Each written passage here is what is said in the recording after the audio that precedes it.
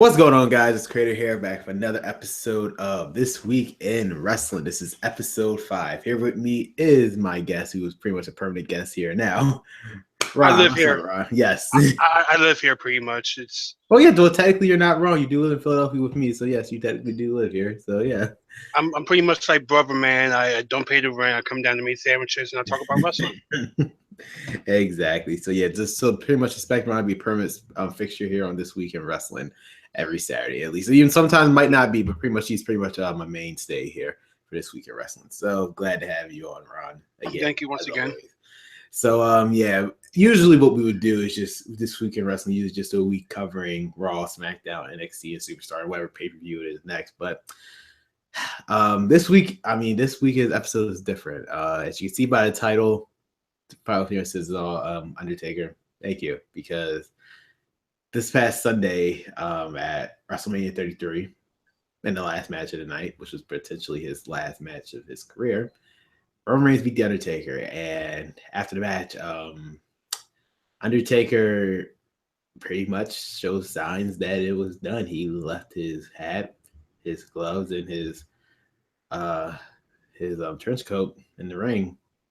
Afterwards, he kissed Michelle McCool, and he gave one final look back, and he raised his arm and literally got lowered into the darkness, where the lights went off, and yeah, that was potentially the Undertaker's last match. So before we even get to the Raw, SmackDown, NXT, and Superstar, we're just going to dedicate this time to talk about the career of the Undertaker and how it affected both of us, or if anything. So Ron, I'm gonna start with you. All right. First and foremost, I would say that match in particular, I feel like I have two mixed reviews on it. One, I feel like it probably would have been better if the match went a little better because you probably noticed a couple of botches here and there, mainly made by Roman. Because that whole off the ropes and then here I'm gonna shake your hand. That thing I'm like, well, wait, what are you trying to do here? But I'm gonna look past that. Most people were mad, and still mad that Roman Reigns beat the Undertaker. I was one of them because I'm not necessarily the biggest Roman Reigns fan. I feel like they should do him better than what they're doing with him right now. Start shoving him down our throats. But it was something that I saw on Facebook that really made me think for a second, and is actually true. If you put aside kayfabe, kayfabe for just a tad bit, okay, how do you think Roman felt that he has to be the person to beat the Undertaker for his last match? Like it's on the same lines as for Shawn Michaels. How do you think he felt when he had to retire with Flair? Well, retire from WWE wrestling. We're not going to talk about TNA. Yeah. But how do you think that how Shawn Michaels felt on that point when he's like, I'm the last guy, and same thing for Roman. It's like, wow, I'm the guy who has to beat someone who is a staple in pro wrestling, pretty much. I'm that person who has the honor and privilege to do it. And apparently, the rumor is backstage. He went back there and everything. He was the first one up the ramp, and he started crying. And because oh my God, I had to do this. Actually, if you looked at the whole match, he probably couldn't. And maybe this is the reason from that botch. He couldn't focus on the fact that I have to beat him.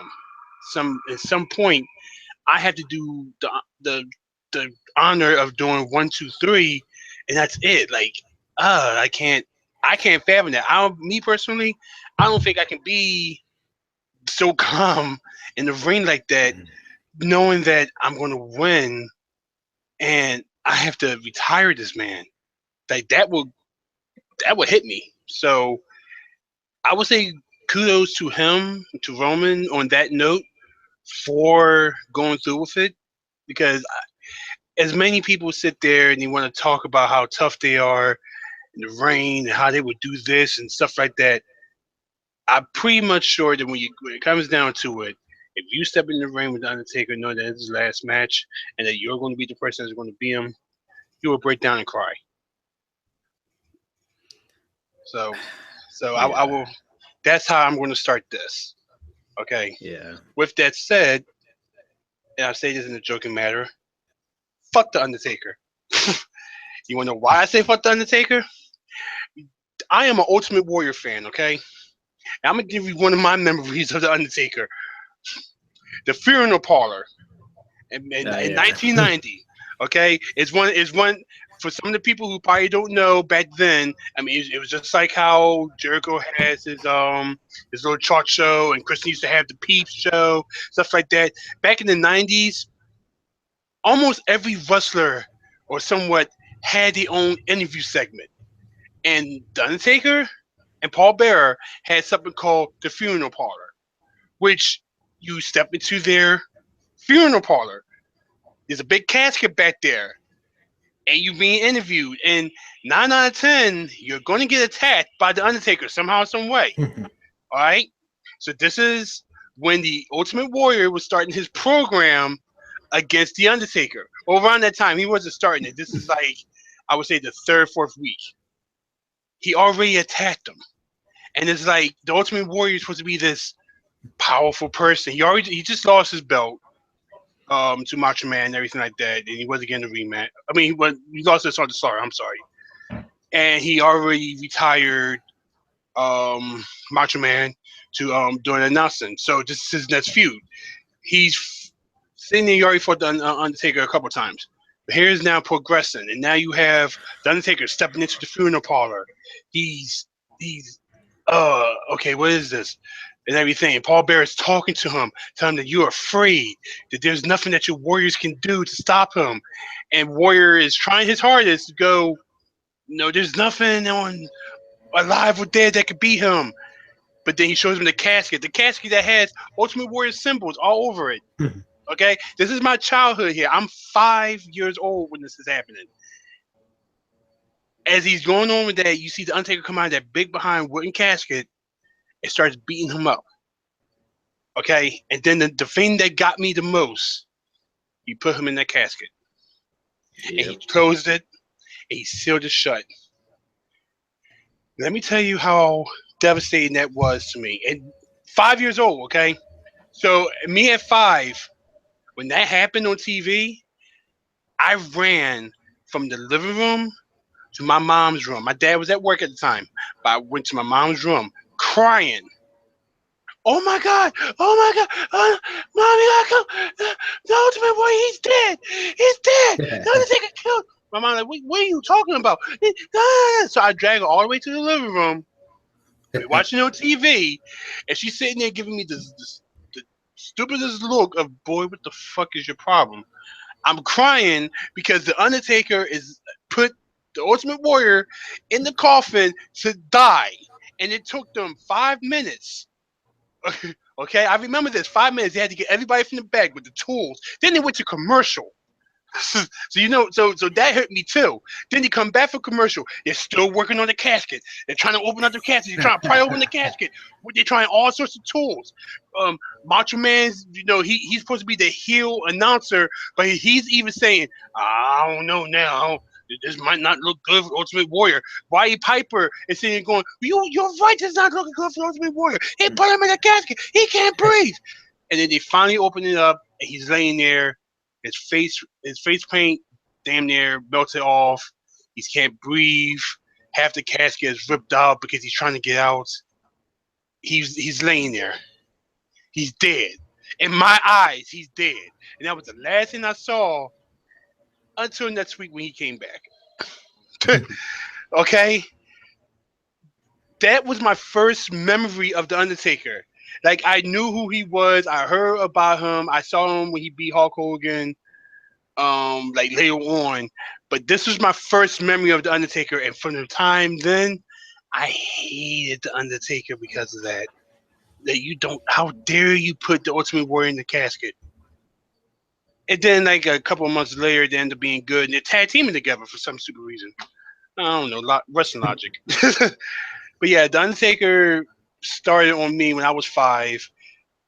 Put all sorts of fear in my heart, with just doing that. I mean, in the '90s, you had your gimmick wrestlers. All right, you mean the '80s, you had like your. It started right then, back in the '80s, but in the '90s, it progressed a lot more. You had your gimmick wrestlers. You had your. You mean other than Hulk Hogan, Macho Man, and the Ultimate Warrior, you had your barbarians, you had your garbage man, the repo man. Like most of the wrestlers start with the, okay? But the Undertaker was more than just a regular gimmick wrestler because he put his heart and dead heart.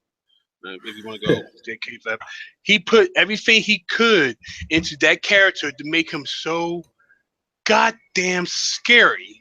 Like it scared the living shit out of me because this man is a walking zombie, and I and his whole gimmick was I'm gonna no sell everything you hit me with. Exactly. Okay, like even when he fought Hulk Hogan, and Hulk Hogan gave him the boot. The 5, because remember before John Cena had the 5 moves of doom, Hulk Hogan had the 3 moves of doom. The boot was one of those moves. The boot never he had it took a couple of boots to get him down, and he really couldn't stay down. That scared me, man.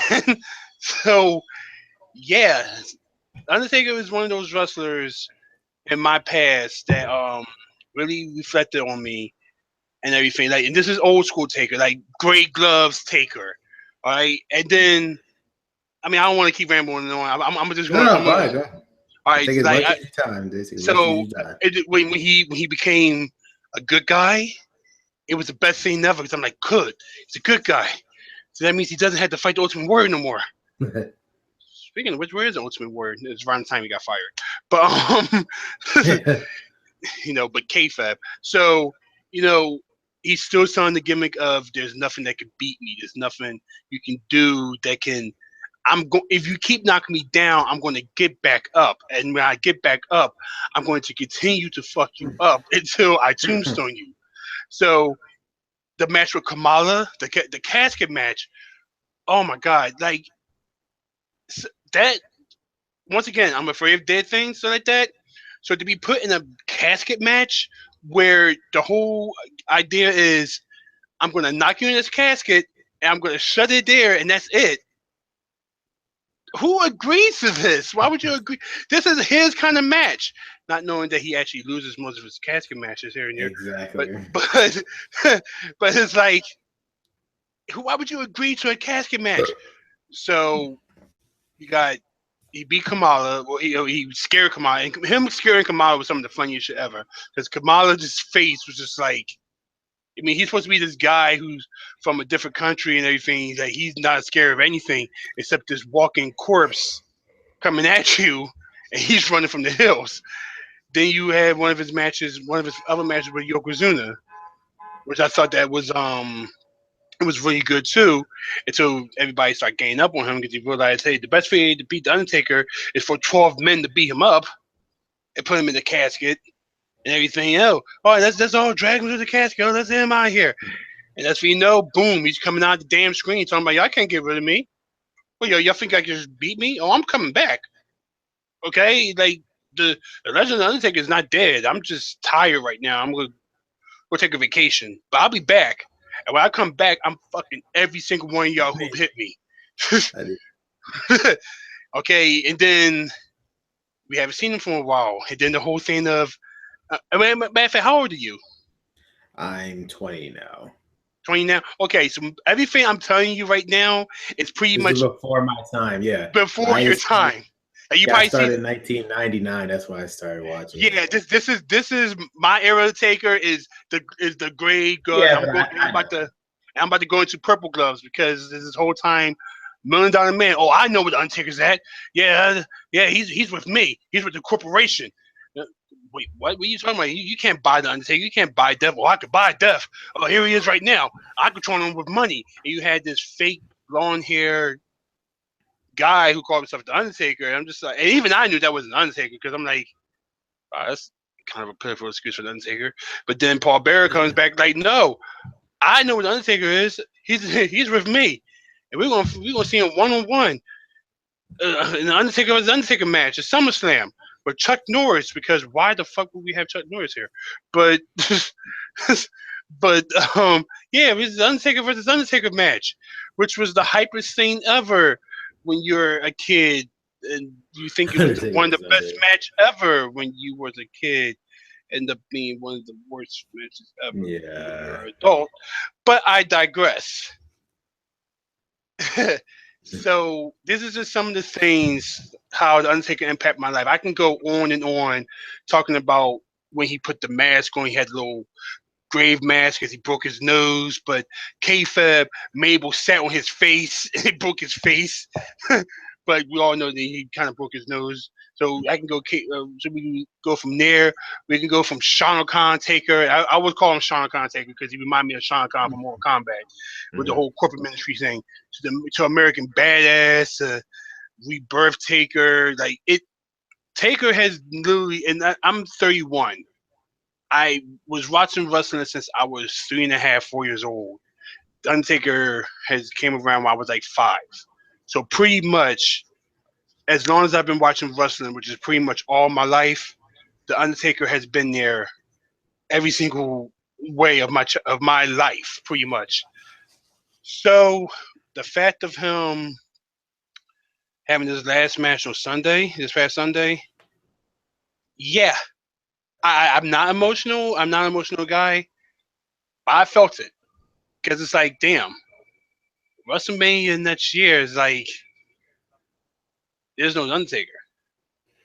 I mean, unless they come up with some stupid ass thing of, oh, he's right here or anything, whatever. But still, it's like you won't see an Undertaker match next year, which is like a first for me because I'm like, I mean, yeah, he hasn't wrestled a couple of WrestleManias of an injury, so you can say I can get used to it. But it's the fact of I won't see an Undertaker anymore in the WWE programming unless he cuts his hair and becomes Corporate Taker.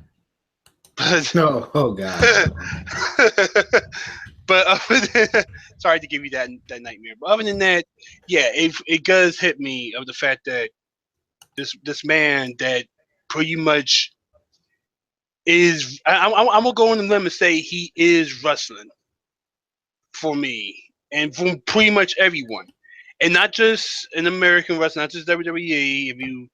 If you actually see him as Mean Mark Calloway and everything back then, or if you even watch some, like he even has a match in Japan against Hakushi, which is actually one of the weirdest but best matches ever because it was on YouTube. If you look it up, it's like Undertaker versus Hakushi. But if you look beforehand, Hakushi got killed by, I think it was the Great Muta. Mm-hmm. Everything, like he like just stabbed him and everything. And then like kayfabe, the Hakushi has been dead for like a week. But then the Undertaker's druids takes him away, and Hakushi is bloody. Like he's all bloody up. His pants is bloody up because he's wearing white, but he's all blood on him. Undertaker druids carry him away. A week later, Undertaker's there because he's making like a special appearance in Japan, and his druids brings him into the ring. Yeah. And everything, he's still wearing the same bloody pants. He's still having the same scars and everything. His paint's not quite on him. Like he's like this is how I was before I died, pretty much. And the whole match was like, if you beat me, I'll bring you back to life or whatever, something like that. There's a lot of times I've seen that match, but that match was actually pretty good too. So, like I said, Undertaker has really, really put a lot of everything into wrestling, and if it really wasn't for him, you know, a lot of people probably wouldn't be starting wrestling. I'll say it like that. Yeah, I mean that is an interesting story. How you said the first time you see him, you think he almost killed your favorite superstar. I mean, look, that's a very interesting one. It legit killed me. Like I'm just like, who are you, and why are you putting my favorites, the Ultimate Warrior, in a casket? This is I mean, yeah. So before I start my take on it, disclaimer: I might get emotional, so you see a tear shed in my eye. I already told you for the man, so Listen, folks, I'm not emotional. This yeah. man might be. So Yeah, especially for okay, this was my guy. I mean, so let's start from the beginning.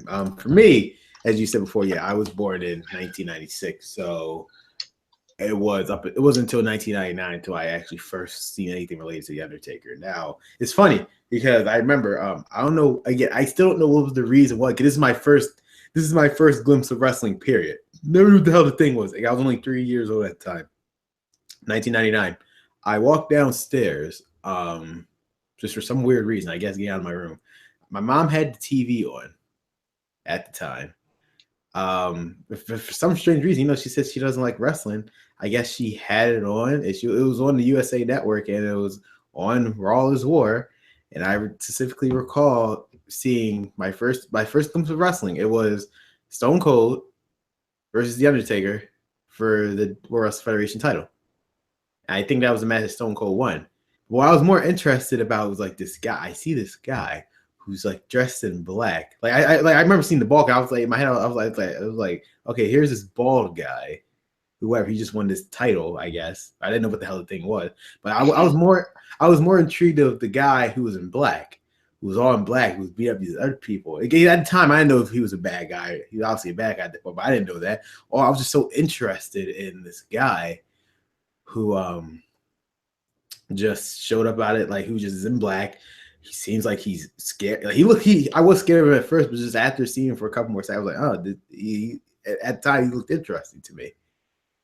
And this is weird timing too, because this is right almost right before he got injured and like went off of TV for a while. So it's like that was like one of the first and last time. The second time across scene was when he was with this other big guy at the time who was the Big Show. And after he just suddenly disappeared, I was like, that's when I started watching. I was like, ever since I don't know what happened.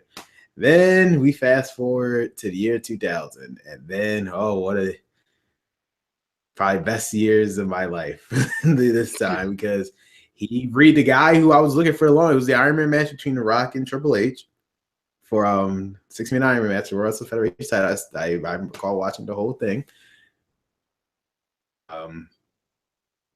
Next thing I know, I see this guy who is riding on the bike. He looked familiar to me. And I was like, wait a minute, that's the guy.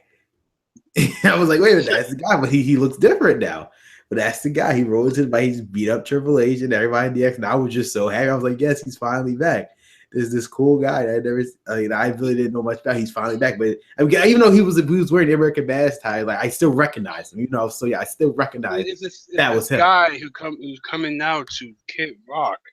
Yes, right. And he's like at the time, it was just so cool because this was like starting me. There's nothing cool by Kid Rock. I'm talking about acting. And like once the kid, like the American Badass ran on from 2000 to 2003. So I just started elementary school. So I actually went to a white elementary school. So it was all white people. So they was playing stuff like Limp Bizkit and whatever, which is weird because we're all kids. But we was listening to that, and that's why I was like, yeah, I love this because Undertaker, he was coming out as the entrance is that. Again, my first exposure to Undertaker is when he was the American Badass. I really didn't know much about his dead man persona until obviously 2004. Yeah. But yeah, my first recognition of Undertaker was the American Badass. That's why I always loved that. That's why my favorite rendition of him will always be American Badass, just because that's who I first saw him as the American. You're like one of like a couple who like his American Badass gimmick. Because I don't know why there's hate on it. It's weird to me. I loved it. It's like, again, it's not the fact. He wasn't that, because the thing is, he wasn't that much different. He was just going with the times. He was still the Undertaker. He was just more human. Like, again, I guess that's what people, are fun. But those are just those hardcore people that just that stays in the past. It's like, to me, again, even though this is my first rendition of him, I didn't know there was another really rendition of him after that. Personally, for me, the American Badass gimmick, I liked it because of the fact that it showed him a little more human. A little more humanized, because it's like, listen, you know, that I can do more than just be the dead man and be a sorcerer. Exactly. Because I don't know if you saw him as a sorcerer, but you know the whole hey, I'm kidnapping Stephanie's, kidnapping Stephanie McMahon and stuff like that. Like it showed more that I could just be these things. I can be that, and for damn it, Undertaker made Kid Rock cool for like a couple of seconds. Well, I mean, I only got introduced. I only look back into the history. It's funny because if it wasn't for Undertaker turning back into the dead man persona, I would have never looked back into the history of wrestling anyway. Because so let me get into that. When after Kane buried him alive, I was like, oh my god, what happened? Which, by the way, that match, if I can take a minute, mm-hmm. You have to agree with me. Did you watch that match? I mean, how young you were.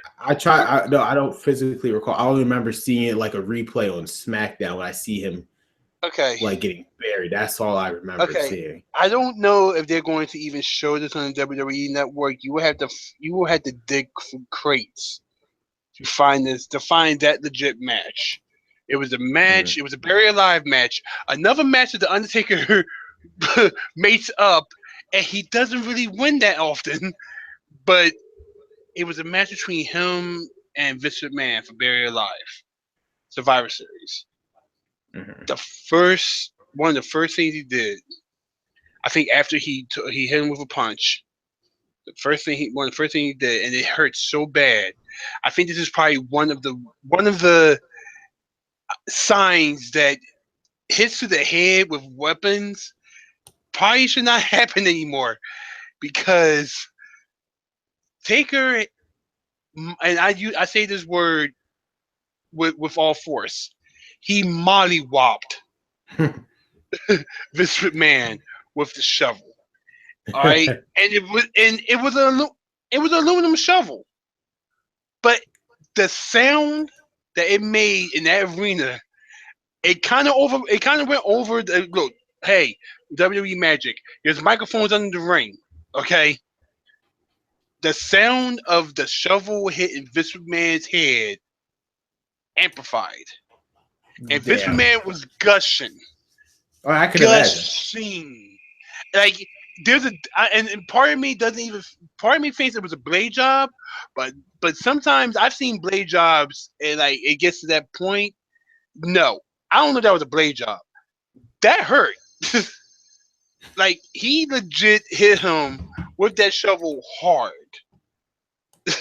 So he could have just finished the match right then and there, hit him with the shovel. But then the whole thing with Kane happened and blah blah blah blah. Yeah, again, this was like back in 2003. So again, I didn't watch pay-per-views at the time. Really, it was just the replays of SmackDown. That's all I had with it. So back then when Undertaker reappeared, he reappeared as the Dead Man. That was kind of my first introduction of the Dead Man character, because I know him as the American Badass. The Dead Man character. And then all this weird, the most fond memory of that is when Paul Bearer at the Great American Bash. Great American Bash, when Paul Bearer, he was in that thing, and Undertaker had to fight the Dudley Boys in a 2-on-1 handicap match. Again, I saw this after on that SmackDown they replayed it. Yeah. So I thought he killed Paul Bearer back at the time. Again, I'm still the whole wrestling is fake thing that never to this. It wasn't until like I didn't realize wrestling like wasn't real or whatever until like way. I'll say took me till almost 2008. Never realized wrestling. Because that would make me like, I don't know how old I was. I think that was just started like middle school, 2008. Was when I realized wrestling wasn't really real. So back then in 2004, when this happened, I legit thought Paul Bearer was dead. I thought Undertaker actually killed him. I was like, oh my God, why would he kill him if this is supposed to be his own thing? That's what I thought at first. It still kind of gets to me because I do wonder how did they exactly get him out of that, because that was concrete. So yes, basically after Reese, so this is like years, obviously years later. But there's a foot. You can actually look at the video on YouTube. What they did. So what they did basically, they recorded. So in the live, so what we saw, so what they saw on TV looks different than what they saw on in the live crowd. On TV, we saw Paul Bearer get buried basically, like in cement. What they showed in the live crowd was Paul Bearer. He did indeed get buried, but he got quickly taken out because what happened was they used footage. What we saw on TV, they used footage of what they recorded previously. They recorded that earlier, way in the day, before Great American Bash even started. Paul Bearer getting put in that cement. But they actually showed. So that's what happened. That's why Paul Bearer didn't submit that whole time. In reality, when they did it on TV, he was literally the second he got put in there, the second he got taken out.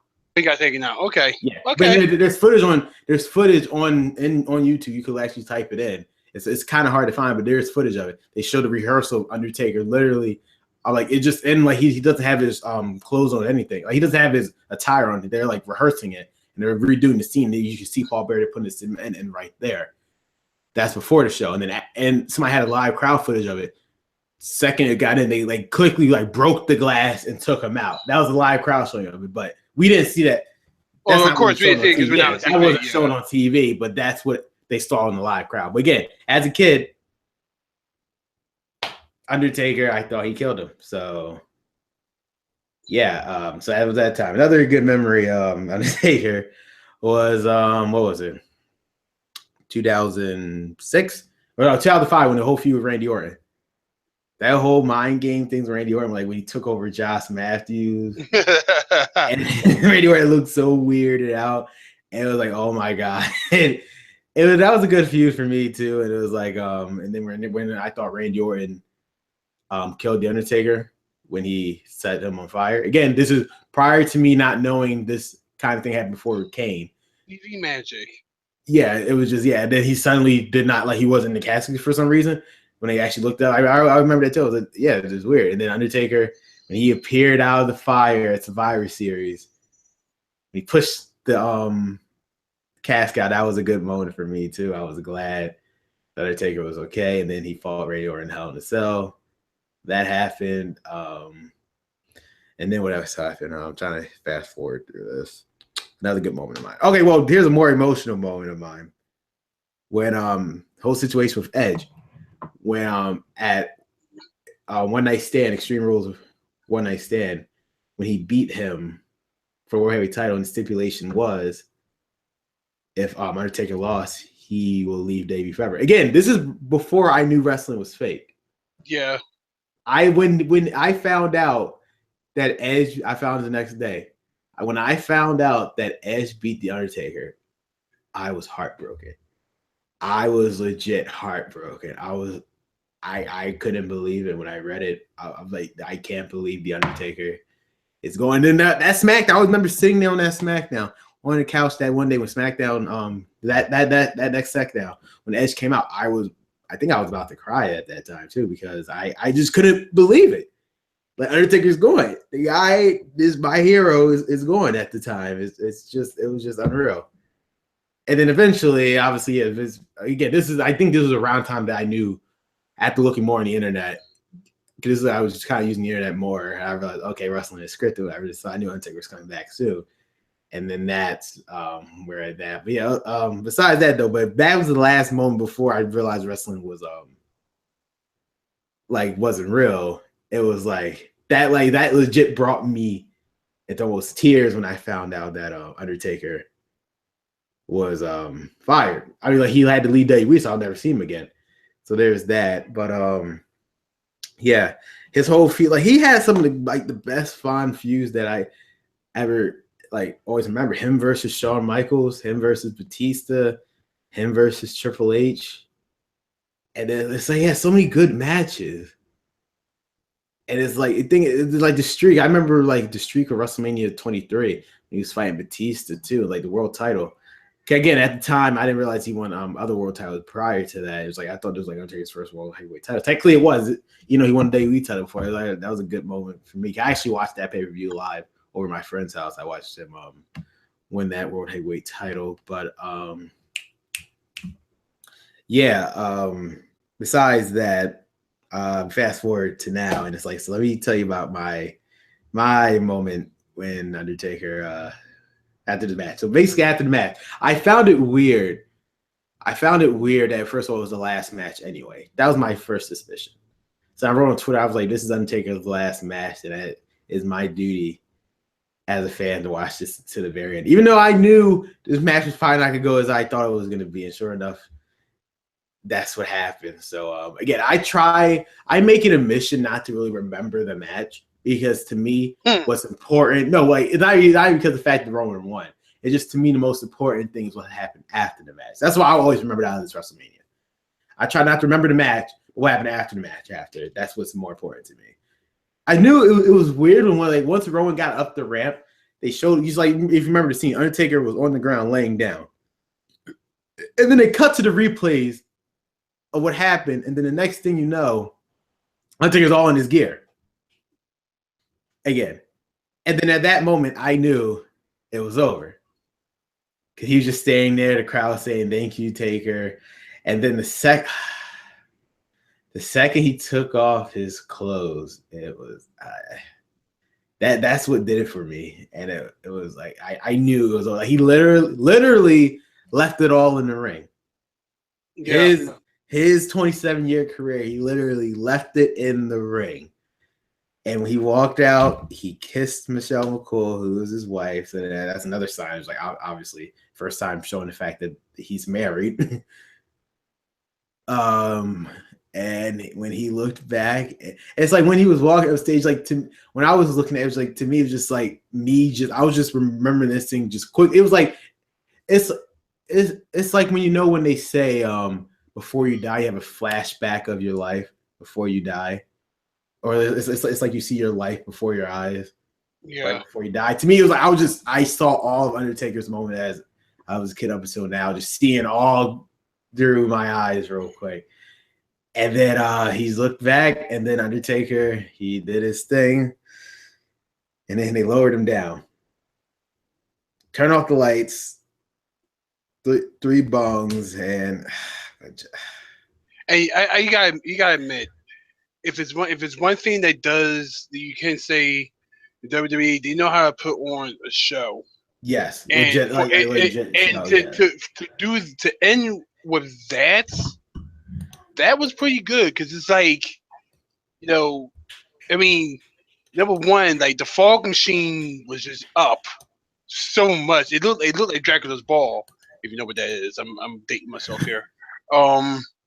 Like all of that was going on, and then the whole thing is like, I'm lowering down, and then it pretty much fades to black. Like everything just gets turned off. Like that is a way to end WrestleMania. Yeah, it's just I even talk about it. It's funny because go ahead. But I was gonna say, like, and you sit there, because I was at Friends when I was watching it, and we were sitting here watching this and everything. We joked around because it's like, well, man, that man never takes off his gloves, even like shovels his gloves. He left his gloves there. I'm just like, oh man, that's what your hands look like. Just me kidding. But it was silent from after I said that joke. It was silent because of the fact of him taking off the gloves, taking off the jacket, taking off the hats. Like you said, him going kissing Michelle McCool, going up to the ramp. God bless them for making that ramp halfway right there, because he would have walked all the way up there. He probably would have still been there. It's been like the longest retirement thing ever. But the fact that he got lowered down and then everything just faded to black, everybody was silent, because it was just like, wow, that's really it. That's legit it. And it's like it hits you, because it's like, man. It didn't hit me until it's funny, because even though it happened on Sunday, it hit me until Tuesday, because I was sitting on my computer on Tuesday, just like right before Smackdown, and for some, I just stood there for a couple minutes. I was like, And I just started thinking about it more. I started thinking about it. I was almost about to cry with just me sitting right in front of my computer. It was just, I just thought, I was like, okay, well, Undertaker's gone. It's over. And My it also doesn't help when it's like some people sitting there going, "Oh man, he'll be back this year. He'll be back." It's just no. dramatic. But then you start seeing all these fucking tweets of wrestlers going, "Thank you, Taker. Thank you, Taker." Like superstars saying, "Thank you, Taker." It's like, wait, what are y'all talking about? Thank you, Taker. What the fuck are you talking about? He's coming back. No, thank you, Taker. No, what are you talking about? And then when we even made what made it just even worse, Vince McMahon says, Yeah. "Thank you, Taker," and it's like, oh, It's it's sad. I feel sad, but I feel good because of his character. That was the only way he could have gone out. His character, that he had to go into the shadows. He had to go into the darkness at the end. Like there was no like it. It's like they couldn't do a Ric Flair thing when the next night on Raw they celebrate Ric Flair's career. Whatever. They couldn't do that because of his character. They couldn't have done that. They decided the only way possible they could have had done it. Let him leave all of his stuff in the ring. Let him walk out on his own turn. Let him get lowered into the, or I guess metaphorically, the darkness where he once came from, and that's how it ends. Never to be seen again. He gets lowered into the darkness, and it's like that. That was the only way possible. Realistically, that was the only way possible you saw it happening. But again, I was not expecting it to be that day, and it didn't hit me until like 2 days later when it just finally happened. So before we actually get into our week in wrestling, I just want to say again, Undertaker for my childhood, basically. You are my idol. You are my like you're my legit hero. You was the guy I looked up to the most, more than anybody. I mean, he was the guy that made me believe anything was possible. Um, like you was through almost 27 years, I would say. You stayed with this character until the very end. You never changed it. Sure, you had the American badass persona, but that's just pretty much an extension, more of a human like version of the character, but it was still you regardless. And it was just thank you for all the childhood memories. Never will forget you. My one goal in life now is to just meet you in person. If I can meet you in person one day and just say to your face thank you, my life will be complete. That's like my main goal, is just to one day meet you in person, just so I can shake your hand and just say thank you. I mean, any other thoughts around before um, like you, I will probably want to meet him in person. But actually, hold on, hold that thought for a second.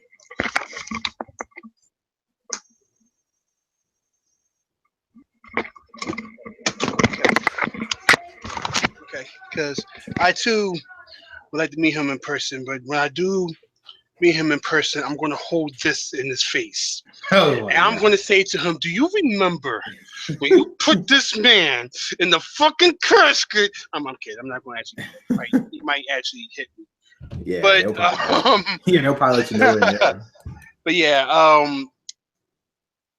like I said, it's going to take, but it's going to hit me more next year when we talk about WrestleMania 34, and you notice that there's no Undertaker, no sighting, no creepy text message. Because if you had WWE subscribed on your phone for some reason, like I had, Mm-hmm. it was one time when he came back, and I got this weird text message that says he's risen. And I'm like, the fuck? Oh, the Undertaker. Oh, he's coming back tonight. Oh shit. Okay, nice. Like it's one of those things where you're gonna realize it. You realizing it now. It'll go past now, but when it gets closer to WrestleMania 34, you're gonna realize there is no Undertaker match. There is not going to be no Undertaker match whatsoever, and it's going to hit you because it's like you have all these other matches. Hopefully, they have some good matches this year or next year, but it's going to hit you. There's no Undertaker match, and when that hits you, like it's going to hit me, it's going to hit you right here. So, personally, without all the BS aside, all the funny jokes aside about Taker. Thank you for everything that you have done. If there is one thing I will say this, I have to actually talk to a friend of mine who I used to do backyard wrestling, and there was a guy. His name is Kenny. He goes by Blade. That's his backyard wrestling name because early 2000s Blade, the movie Blade. This, but his whole persona was the Undertaker. At least he likes to think that. I mean, he used to take pictures of him. Oh, this is my wrestling picture of him sitting on somebody's gravestone. Where I'm like, that's illegal. But I kind of want to know how he feels. I can't get in touch from now because I don't have his number. But I know a friend who knows him. But I would like to know how he feels. I'm gonna get in touch with him sometime soon because I'm pretty sure that man, if he hasn't committed suicide yet, then he's pretty much feeling it too. But other than that, like I said, it's been a great run and everything. In my childhood, it's a real awesome run, and there will never, ever, ever be another Undertaker. You can try to make someone up. There's going to be no one that can put that much effort and that much heart and soul and blood and sweat and tears into WWE or any wrestling organization like that man. There will be no one ever like him.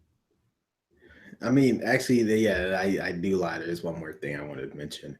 The Hall of Fame, obviously, we all know the person is going to be inducted next year will probably more than likely be the Undertaker. The real question is, should he show up to it? In my opinion, I don't think he should. I don't think just because his character dictates that he shouldn't. Well, okay.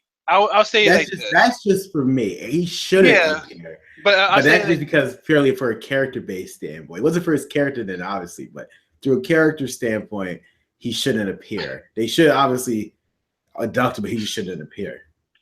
I would say that even in character he would appear, but just appear on some dead man shit like, hey, well he's here, I have to earn here, I'm going to raise him from the dead, whatever like that.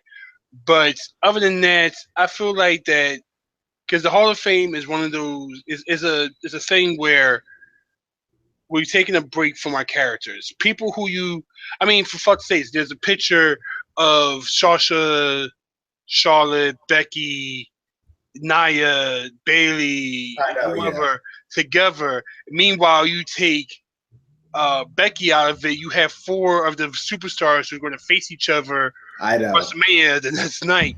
So it's like that's one of those nights where you take kayfabe and you put it away for a little bit. So I'm pretty sure Taker, if he does get inducted, and I'm pretty sure he will be inducted next year. Might as well get that the fuck out of the way.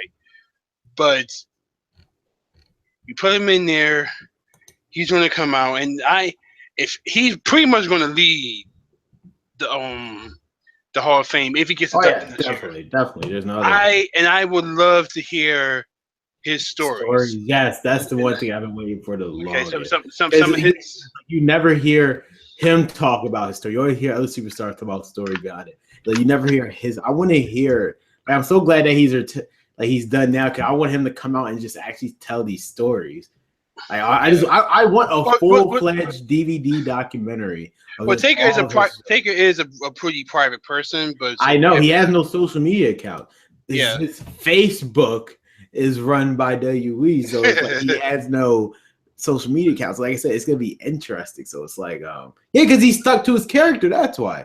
Yeah, but now that you don't have a character, now that you're human. I mean, I'm not expecting him to say, "Hey, the Mark Calloway has a Twitter now and everything like that." I'm not expecting that to happen. Yeah, but I feel like that you never know. You might see him sometime down the line as I mean, I have no problem him appearing in the Hall of Fame. Like, I mean, like if he really doesn't say, but to me, it's just for me. This is just personally for me.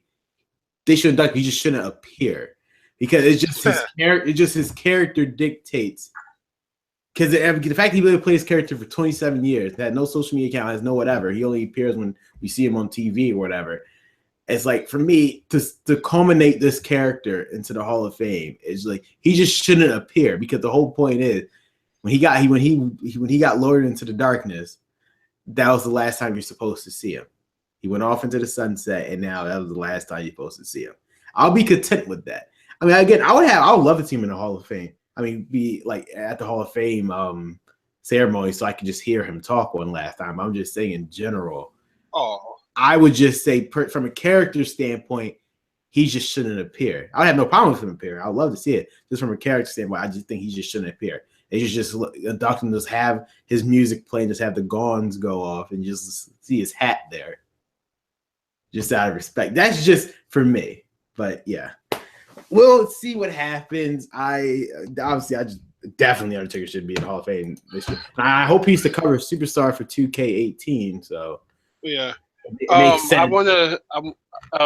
If we're done, I kind of have some wrestling breaking news. Go ahead, yeah. Go ahead because we are done with the Undertaker segment. All right. Apparently, what I thought was going to happen has happened. Mauro Ronaldo is reportedly done with WWE.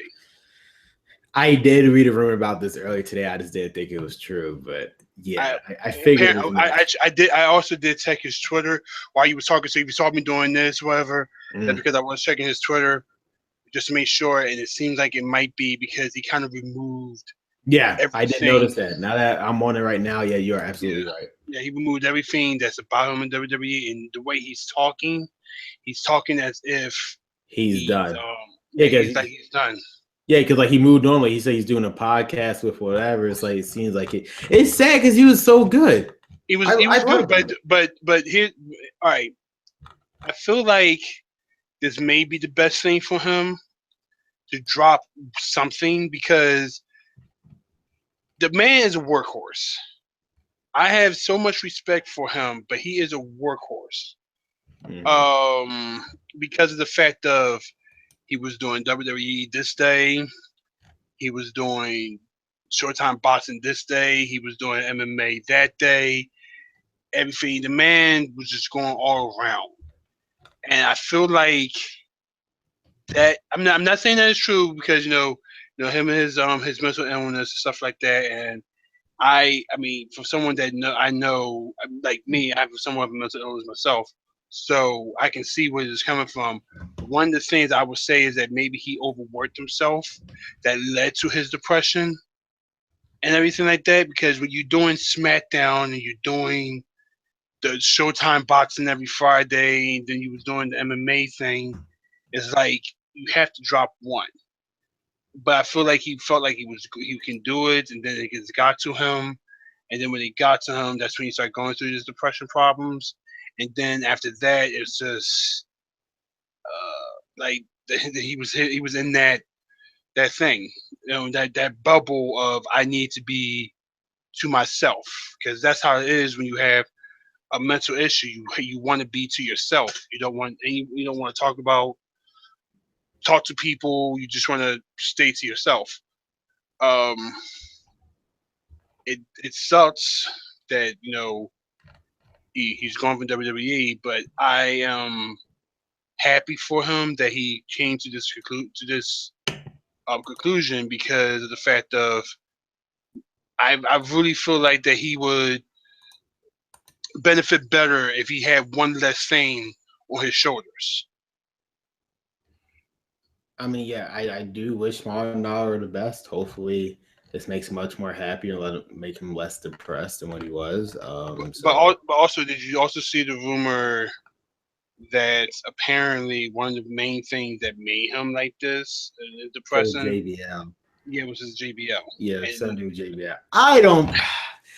I personally don't believe that because I'm pretty sure Davey would have took issue with that. I don't know. Well. The reason why I say I don't know is because JBL has had history of known bullying wrestlers.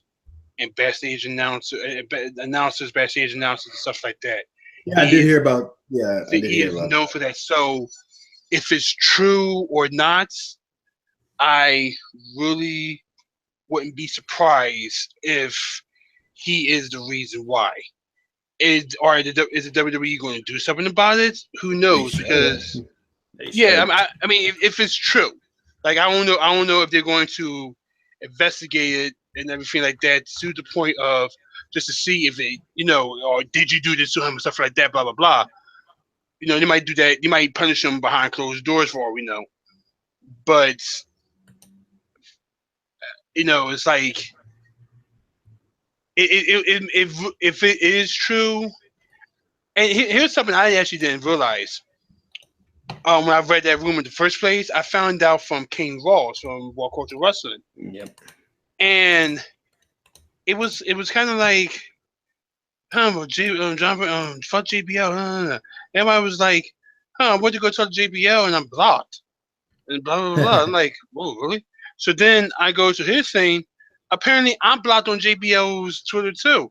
And I'm like, I don't even fucking talk to you. Why am I blocked? Well, actually, let me check that now. Now that you mentioned that, am I blocked? I have a theory why you might be blocked. If you are blocked, I have a theory why you might be blocked. Let me check. Hold on. Oh shit. Hold on. Hold on. Am I blocked? No. You're blocked. I don't. He's not. I'm pretty sure his name was. His real his Twitter handle I think is real Layfield. Let me check for you. BBL Wait. What? Twitter. His Yeah, tell thing me is his thing is at JC Layfield. at JC Layfield. Yes. LAYFIELD. No, he didn't block me. He didn't block me. Okay, I'm about to say, what the fuck? He blocked me for it. No, he didn't block me. Okay. You No, know why? Why he You know blocked why you? I'm blocked? Because I followed King Ross. Interesting. Do I follow King Ross? I don't think I actually follow him. I think that's the reason why. And I think he blocked everybody. he blocked everybody who either follows World Cultural Wrestling or King That's Ross. weird. That's weird. Hold on. Yeah, I don't follow him. Well, if you So I want guess to that's follow, why. Well, you have a decision. Do you want to follow Well, I mean, King Ross? Do you want to follow JBL now? If you follow King Ross, you're going to be blocked from JBL probably. Well, I had no idea he was doing that, but goddamn, Jesus. Yeah, I mean, and the thing is, I'm just like, I don't even tweet at you. How? Oh, whatever. Like unlike last week with Tay Long, who I actually like, I give two shits about the fact that fucking JBL blocked me because fuck you, dude. Like I don't even talk to you in the first place. And it's petty that you're gonna block me because I'm following one person who made money off of your face. Exactly. But yeah, exactly. But if it is true about him being one of the reasons why for him his depression going up like that, and if it's true that that's the reason that he's leaving, then fuck him. Fuck him straight in the fucking ear. Okay, because we don't need shit. You don't need shit like that at all. Okay, you really don't need shit. It's wrong to make fun of someone knowing how they are and whatever. I mean, and we probably don't even know the whole story, but like I said, he's known for being a bully. He's done it to wrestlers. He's done it to Miz and Morrison. He's done it to other wrestlers like that and everything like that. If he's the reason why someone is out there like that, someone who is a better announcer than you are, in my opinion, then that's a shame. And now SmackDown is stuck with a lawyer who can't announce for shit, a guy who likes to fuck girls in the face, and someone who likes to bully people, but look at naked muscle girls porn. So Yeah, the SmackDown commentary team is very interesting to say so the least. it went down now. Like that one to me, one of the things, and I guess we can probably segue into this with Raw. One of the things with that SmackDown had that was better than Raw, in my opinion, was the announce team, because Ronaldo really put that together. You know, like he was good at it. I felt like he was carrying JBL and Otunga most of the time. Like JBL is your heel commentator. But And what the sadly, Dale Tunga he's considered the face commentator. Basically, whoever's in the middle is basically like he's the even ground. Like he's neither good or like he doesn't but just cheer for the guy. Just sucks. Yeah. I know Dale Tunga's horrible. I fully like, he just he's sucks. dog. He's dog shit. Yes, I'm yes, fully he just sucks. The only claim to fame that he knows is the fact that you married Jennifer Hudson and you know Rikishi. Yes, that's it. Yeah, I know. That's That it. is it. Other than that, it's like you're shit. you're just shit. But like there's really nothing else. So now, I don't mean to take your hosting duty, but going into Raw with the one of the things that happened, but you go ahead with that. No, go ahead. I'm curious about you. What you Well, what I'm saying, well, I didn't want to skip through, so you know how we do the timeline going for Raw and everything, but mainly the Superstar shakeup. Okay, that's what I want to get to. Which I really hate that name. Why can't we just call it the draft? Because I don't. Well, I will explain. My brother says the same thing, and I'll explain why it's not called the draft technically when we get to that point. But to first start off Raw, you start with probably the most interesting part of Raw. The best part of Raw. Vince McMahon, I would say it's the best part solely because of me being biased of this guy. But Roman Reigns, before even Roman Reigns came out, we had a good 10 minutes of "Thank You, Undertaker." That slowly turned into Roman sucks. Then Roman Reigns came out. That turned into "Fuck you, Roman." And then Roman Reigns tried to talk. They said, "Shut the fuck up." And Roman Reigns probably cut the best promo of his entire career, where he said all but 5 words. "This is my yard now." And that was it. What did you think of that? That's all he had to say. First off, the producer who decided let's run this package of the Undertaker from WrestleMania, knowing how the fans were going to feel from that, because number one, this is the Raw after WrestleMania, one of the biggest Raws ever, and you know how it's going to be crowd wise. So you know there's more emotion in this crowd than any other crowd you'll go to Raw on.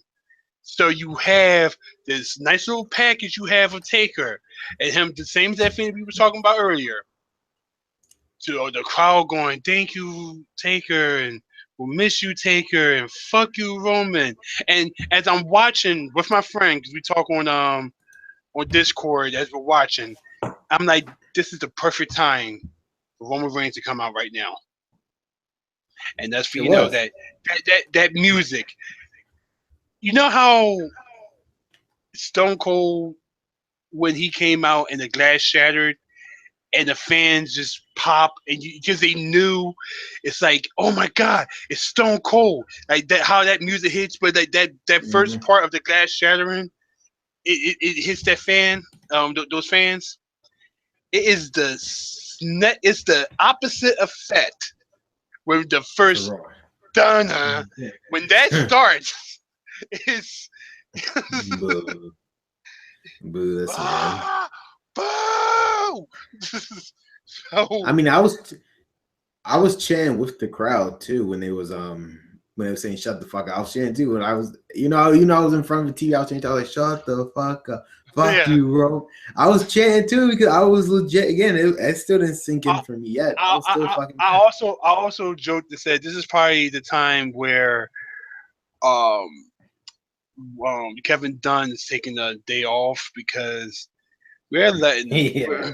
we're not pressing any mute buttons here. We're letting it all hang out. So Yeah, it's because if it's just anything, again. if, I just want to say this again. It's even though Roman Reigns is like probably most despised superstar, what you fans are doing, what you don't seem to understand is that y'all are making him more of a top star than you realize. Vince McMahon has said in the past, as long as the person gets a reaction out of somebody, that's all that matters. yeah, Roman Reigns has officially reached John Cena's levels of reactions after this past Monday. So it's like they're just going to keep pushing him because he's the one who can get those reactions out of people. the thing is that gets me, in my opinion, take this opportunity and just make him heel They already. won't do that. They I won't. know, They will I not. know they won't do it, but it's like, this is that moment right then and there. Even with him saying this is my yard now, that could have been a good heel turn because it's like it's my yard and there's nothing y'all can do about it. Pretty much. Like, I mean, I'm not saying he should say that, but I'm just saying like with the way the crowd was on him on Monday, it just booing him to death, pretty much. Not letting the man get a word in edgewise. And just that could have been that moment of heel turn, but it's not. We know it's not. The main reason why David will never turn Roman Reigns heel is because that would see what I get it, but the thing is, you should just let it go. Him turning heel will mean that WWE was wrong. They don't admit that they was wrong. It was Yes. wrong to think that Roman Reigns could be a face, and they will never admit to that. Same reason why John Cena will never turn heel. They will be Oh, wrong. I gave up on that. I gave up That's on my that years point, ago. and that's why they won with that. They will refuse to turn him. Turning heel would mean like they will have to admit that they was wrong about Roman Reigns. They would and they will never do that. This is supposed to be their guy. This is the guy that they want to be the next basically face. Hulk Hogan, Stone Cold, John Cena. They want Roman Reigns to be in that same line. Like him turning heel would mean that they were wrong about him, and they can't use him as a what you call it, as a top person in the company because they'll be proven wrong. They proved that he cannot be the face of the company that will be carrying the company to the next decade or so. They can't do, and that's why they refuse. They will refuse. They had to stick to their guns. Oh yeah. And I get that, but it's like, why? What's the point now? He's too toxic to be face now. After what you just did with him being after you beat the Undertaker, it's kind of hard for you to become a face now if you're the most hated person, especially if you're the one who ended the Undertaker's career. How can you come back from being a face? That DC it won't work like that now. And now Roman Reigns, he's gonna, even though he is face, he's gonna be getting the same car reaction for the rest of his career, guaranteed. I can't fathom what we can do to make this guy get cheered. I can't fathom anymore, especially after what happened at WrestleMania. I just can't fathom what can they possibly do. The best thing I can say is that we'll find out Monday from where they go from there. That's the only thing I can pretty much say. But moving on to the next part of the show, which was a tag team rematch. Now, before I say these people's name, at WrestleMania, originally supposed to be a triple threat tag team ladder match for the tag team titles. The New Day came out. They said this turned into a fatal 4-way ladder match. We all assumed it was the New Day because they were in there with ring gear. A few seconds later, that was far from the truth because it was the return of the Hardy Boys. Matt and Jeff. Yeah. Go ahead. From what one of my friends said, that I have friends who went to WrestleMania, to this particular one, and he said that literally the crowd exploded.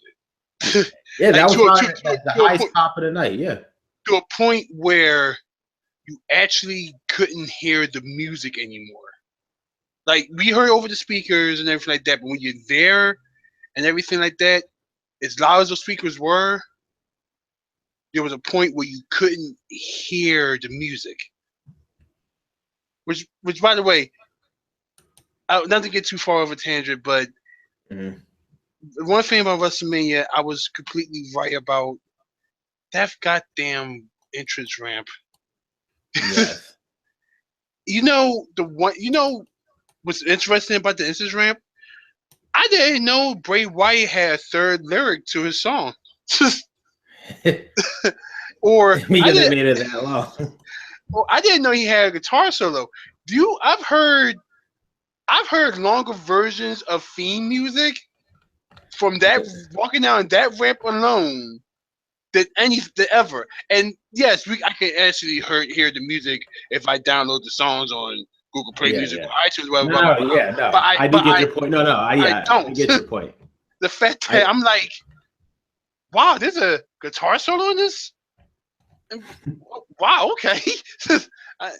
That's how fucking long it was. So when it got to the point of Matt and Jeff Hardy coming out in WrestleMania, it got to the part where I'm used to hearing when I used to play Raw is War on PlayStation, where I used to let the music just play.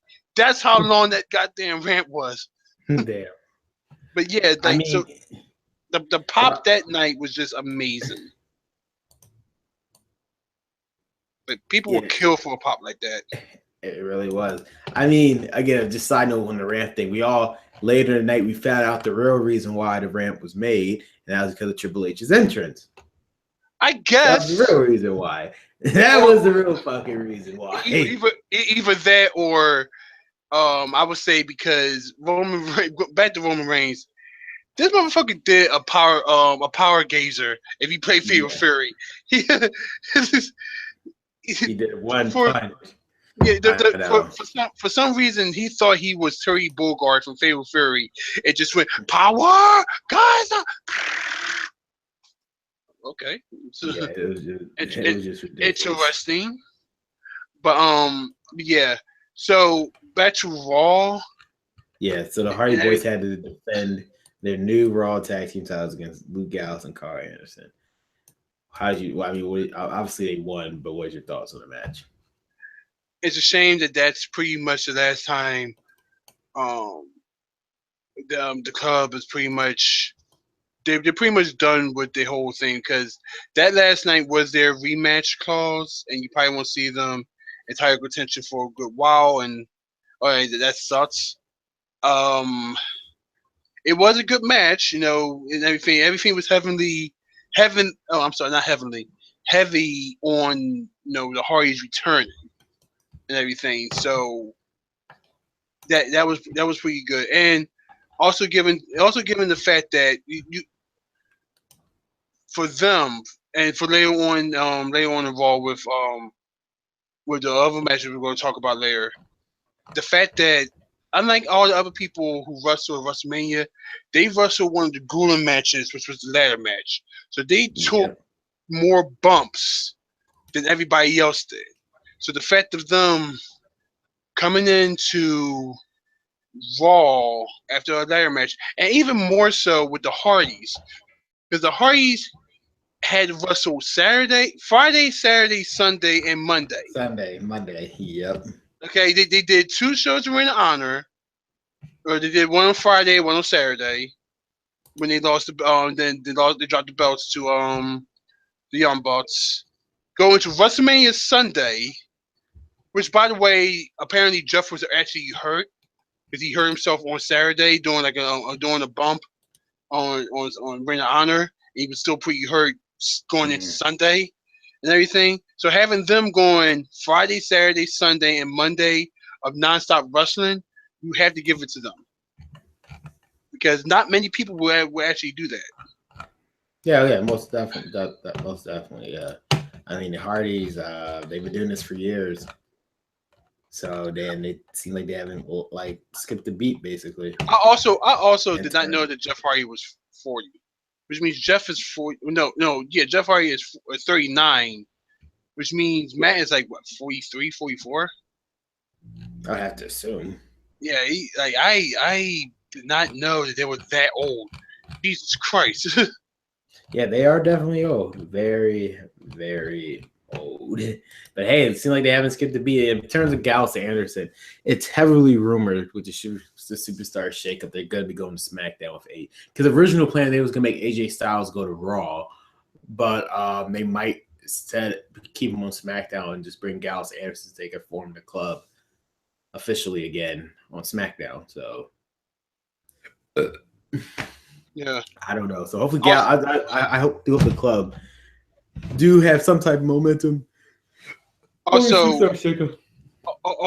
with a lot of people was wondering, well, what's going on with Broken Matt Hardy with the broken gimmick? Yes, that is an interesting scenario.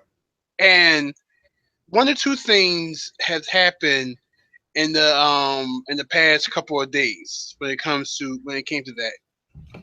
One, as you know, Impact and their stupid ass people who likes to shoot cease and desist at people because they think that they actually own the Hardy gimmick for some stupid reason, or the broken thing for some stupid reason. So they at the time they couldn't do the Hardy gimmick or the broken Hardy gimmick. All right, but apparently WWE with their top-notch lawyer / announcer David Otunga are actually going to help back the Hardys in their lawsuit with Impact. So that pretty much means like they really don't have a chance. Okay, like I don't know who TNA's lawyers are. I don't know who they can afford, but if there's one thing that David Otunga is good at, is being a lawyer. Okay. And he's a Harvard lawyer, student. So and they hired him for a reason. Hey, you can't bustle for shit, but you're a good lawyer, so let's hire you to be our main lawyer. So I'm pretty sure, I am positive that Impact is probably going to drop their case or take some type of settlement or something to clear all this. And I would say by next month or maybe earlier, they might be back into the broken gimmick. And even so, I'm looking around again, because like I say, you see me doing one of these type of things. Even so, that apparently in one tweet, Matt Hardy was explaining the fact that he was healed. But now at another tweet that would happen on the 5th, he says that broken brilliance. Intentionist results aren't always possible. Most worthwhile endeavors are garnered in time. Patience is paramount. That pretty much means, look, WWE got our back. We got the lawyers. We'll see you in court, and let's go from there. So I'm pretty sure, like I said, by the end of this, I would say a month from now, they might be back to that broken gimmick. Yeah, hopefully they are. Because again, Broken Matt Hardy is probably the best incarnation of Matt Hardy. And I feel like that's what Vince wanted. He wanted the broken gimmick at WWE, but it's just the fact of, well, we didn't know that TNA was going to do this. Well, we got more money than TNA, so let's just have this shit right down, and then we go from there. That was my Mr. Man. Yeah. That was my Mr. Man voice. I'm sorry, it's not good. I mean, because they know it'll probably make them a lot of money. It would be stupid of them not to get go them for Broken Matt Hardy. Yeah. So hopefully it is. But again, the superstar shakeup thing is gonna bring us some interesting scenarios, because say if a team like the Usos or American Alpha go to Raw, and then they'll be facing the Hardys. Like, so many possibilities with this. We'll have to find out. Yeah. And I feel like that would actually be pretty good, because if there's one thing that the Usos, I'm still disappointed at SmackDown. The one thing, because they're tag team scenarios, I feel like that. I really do feel like they should have been a SmackDown tag team match somehow, some way, For the and tag it team wasn't. titles, yeah. Yeah, for the tag team titles, and it wasn't. Even if it was on pre-show. I don't know what the reason was that for they got put into the Andre John Moore Battle Royal for some odd reason. So yeah. But moving on into the cruiserweight match between Neville and Mustafa Ali. Now, this match was kind of a throwaway match. However, it's weird because their match on 205 Live 2 weeks ago previously was probably the best match in a while. Mustafa Ali knows how to go. I mean, I really like Mustafa Ali. I feel like that he is the with Cedric Alexander and Norm Dar injured. This is the perfect time for Ali to rise up, which is what he's pretty much doing, exactly. and he can put on the show. He really can.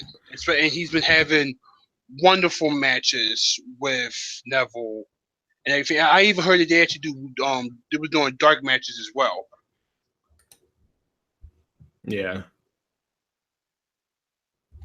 I mean, yeah, Mustafa Ali, he should definitely be going up into the main championship picture after Austin Aries. Either whoever's champion coming out after Austin Aries or Neville after their feud, because Austin Aries is now still the number one contender because 205 Live. But yeah, Mustafa Ali has really shown himself. TJ Perkins, he needs a re-character idea because obviously that's not working. But I'm still waiting for Grand Metalik. Grand Metalik, where are you? There's a lot of things. One match. I mean, just for God's sakes, man. There are a lot of things that, I mean, I'm Grandma League, fucking, where is Jerry? Yes, so weird. They just like completely forgot about the guy. Literally, don't know what the hell happened to him. Yeah, it's weird, but I don't know. We could potentially see the cruiserweights go on SmackDown, which would be weird on itself, which I doubt it. But hey, who the hell knows what's gonna happen? But moving on. Speaking of that, we move on to this point. Vince McMahon came out, the boss, the chairman. You got no chance in hell. The best part of this whole thing, besides the announcing Superstar shakeup, was in the second he started talking, the crowd started chanting "Roman sucks." The best thing. I'm pretty sure they're just trying to get, hey, listen to us. We don't like him. That's why I love that. That was just so perfect with that. But otherwise, before announcing who is the new Raw GM, he did want to point out that next week they'll be shaking things up with the Superstar shakeup between both Raw and SmackDown. Now, now you did bring up previously how you said they should call it the I don't know why they don't call it a draft.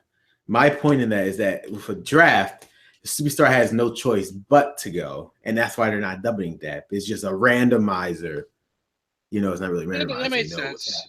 I'm just saying that's why they don't call it a draft, because they technically have no choice. If your names just get picked out randomly, it's getting picked out. Superstar shakeup, they're both sides are agreeing to a deal. So like, okay, AJ, we'll give you AJ Styles, but you give us Roman Reigns, something like that.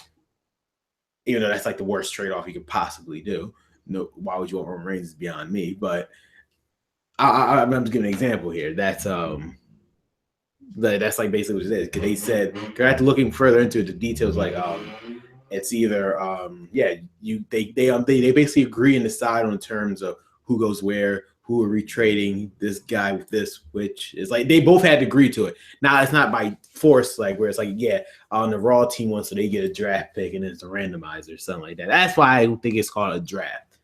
So they had to change the name up for this time. But yeah, the Superstar shakeup thing still doesn't make any sense, but whatever. But back to the main point. Vince McMahon announced who's gonna be the Raw GM. Dear Long originally came out because he thought it was him, and Vince McMahon said, "No, the fuck, it's not." And it was Kurt Angle. So now Kurt Angle is officially back on WETV, which I kind of knew was gonna happen anyway. But what are your thoughts on it? I think that's a good decision and everything. The one thing and I joked about it on Twitter. I don't know if you saw when we were telling the crowd, you know, my daughter is injured. Yay! She got hurt. Yay! What is wrong with you people? Ah! And it's like, and I joked around on Twitter. my daughter is dead. Yay! Like the crowd was just fucking ruthless. But as far as Kurt Angle, like yeah, we all saw that happening. I think that it would. I think that is actually good that Kurt Angle is actually good. It actually shows, and I kind of wish they did it with some other Hall of Famers, but it's one of those things of we're giving you something to do other than put your name here. Exactly. They try. I mean, I just got finished talking to my friend today. Talking about back to the Ultimate Warrior. Hey, how you doing? Today is the 3-year anniversary of his passing. Mm-hmm.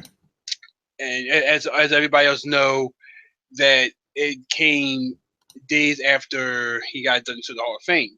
What most people did not know is that the Ultimate Warrior also was hired to be some sort of ambassador for the WWE, but he passed away. They ended up giving that job. They ended up giving that job to his wife, Dana Warrior. Mm-hmm. So Vince doesn't really do that with most Hall of Famers like that, but for certain ones, he'll give them a job, being off screen or on screen, backstage or not. He gives them some sort of job, saying, "Hey, look, let's just not put your name here. Let's actually do something with you or have you here or whatever." So with Kurt Angle having this on screen thing here, that's pretty good for him. That means that he's pretty much locked in with the WWE for a couple of years. Exactly, and we might potentially see him wrestle as well, which would always be a good thing. He can still Yeah. probably go. So Oh yeah, if you can find it, I'll probably send you a link to it later. It's a match we get with him versus Zack Sabre Jr. That pretty much shows that he can still go. this would definitely be interesting. But moving on from that point to probably one of the best parts of the show besides the opening, the New Day came out and they announced that they would be doing an open challenge against any team in the back. And sure enough, who came out? Then probably one of the best tag teams in the world, the Revival. So Scott Dawson and Dash Rowell officially made their main roster debut by not only facing off against the New Day, but defeating the New Day. And after the match, the the Revival injured Kofi Kingston. So now we obviously that's the potential next feud for Raw with the Raw versus New Day. However, the apparent rumor is that the New Day is going to SmackDown. And when I say the New Day, I mean specifically Kofi Kingston and Xavier Woods, because apparently they want Big E to have a singles push on Raw. So what are your thoughts on not only the Revival showing up, but just your thoughts in general about this? I okay. So when the Revival came out, I think like that was probably one of the good call ups to the main roster for now. Wink, wink. Um, I didn't know about this rumor about Big E possibly staying on Raw. That's actually pretty interesting. Seeing how that they're going through with the New Day pops, because that's actually a thing that's coming out. New Day pops. Mm-hmm. So seeing is that that was a thing. I'm actually surprised that if that's the rumor. Like if that's the rumor, then you can take it with a grain of salt. Yeah. But that would be interesting if you're going to start a feud, but same time, break them up like this. Especially like I said, they come out with the New Day pops coming out soon and everything. Like it's actually a real thing. Yeah. So that's one thing. Also, I follow one of them, a couple of one of the revivals on Twitter. I'm not quite sure, but they kind of made these shirts that says "Rest in Peace, Ice Cream Cart, 2017 to 2017." So they're really pressing the "We Destroyed Your Ice Cream Cart" thing hard and everything, which is good because you need some heat on that. And it's it will be interesting now with how the tag teams is going to be. I thought that the revival will be on SmackDown, but like I said before, if there's one thing that I'm disappointed with on SmackDown is how they've been handling their tag team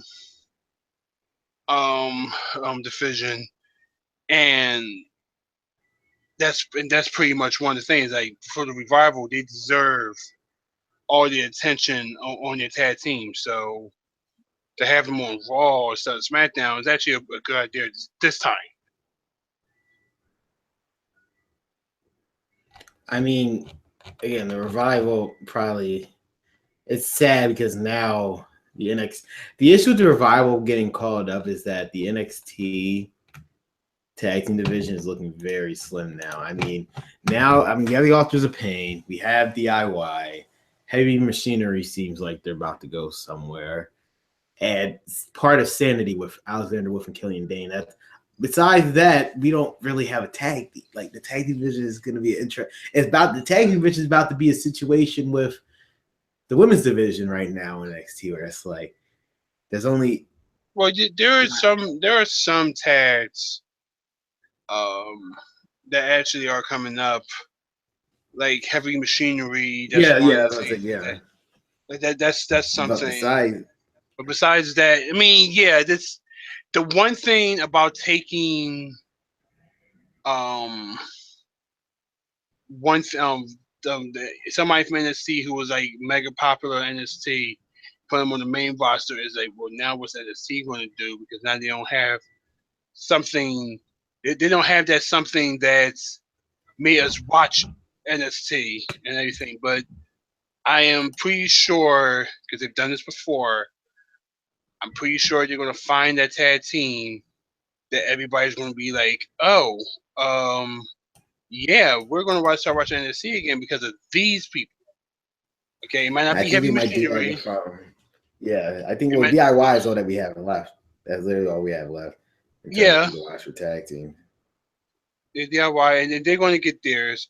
And truth be told, that match, going way back to NXT. That was match of the night, hands down. That was amazing. Yeah, that match was amazing.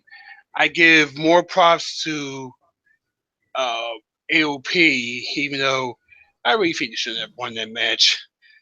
Like, I understand that they're playing the monster, nothing can hurt us thing, but at the same time, like, come on. It was but I know, but besides that, I feel like it was a feel good moment because it culminated after the revival and DIY just started. They feud each other for months, and then when this match, the second the bell rung, they looked at each other and they turned the Authors of Pain because they both knew the only way they was going to win this match, they had to work together, and it was just perfect. Yeah. Especially the best part when they both did their finishers. Not even both teams did their respective finisher. They let the other teammate help them use the other finisher. So one part of the revival, one part of DIY, they did DIY's finisher, and the other part of revival, the other part of DIY, they did revival's finisher. And it was like it was a feel good moment. It was like they respect each other so much that they allowed each of them to do their own finishing move. It was a good moment. It was definitely a good moment for that match. Yeah. But moving on to a good moment to a weird moment, the Raw Women's 6-man tag. Bayley, Sasha, and Dana Brooke defeated Charlotte, Nia Jax, and returning Emma. That's right. Emma has came back to her evil Emma gimmick, which I'm thankfully good of. I'm proud of because, again, the whole Emelina shit didn't make no sense to me. But the real issue I have with this match is that it seems like nothing happened. There was no storyline advancement. Sasha didn't turn heel, which is the weirdest thing I thought coming out of WrestleMania was that, again, she didn't turn heel. Seems like Charlotte and Nia is about to feud, but that doesn't make any sense because they're both heels. So is Charlotte turning face? This was a weird part for me. So, what are your thoughts on it? If Charlotte and Nia go, if they could probably do their thing for Charlotte and Nia, it'll probably culminate on this, it will probably be Bailey Sasha with the program, which we might actually finally see Sasha Corn Hill because we all thought that was going to happen WrestleMania weekend, but it didn't. Yeah. Um, then you have um Nia Charlotte, which I don't mind, which could be a thing. That's fine. And then you got Emma versus Dana. That could be a thing. Let those two go at it for a while and everything because you know let Emma get her footing back and everything. And then I guess have Emma make her way up so she can work her way back up to being that. That's one thing I Mhm. do want to see Emma. Most people don't seem to understand. Emma can wrestle.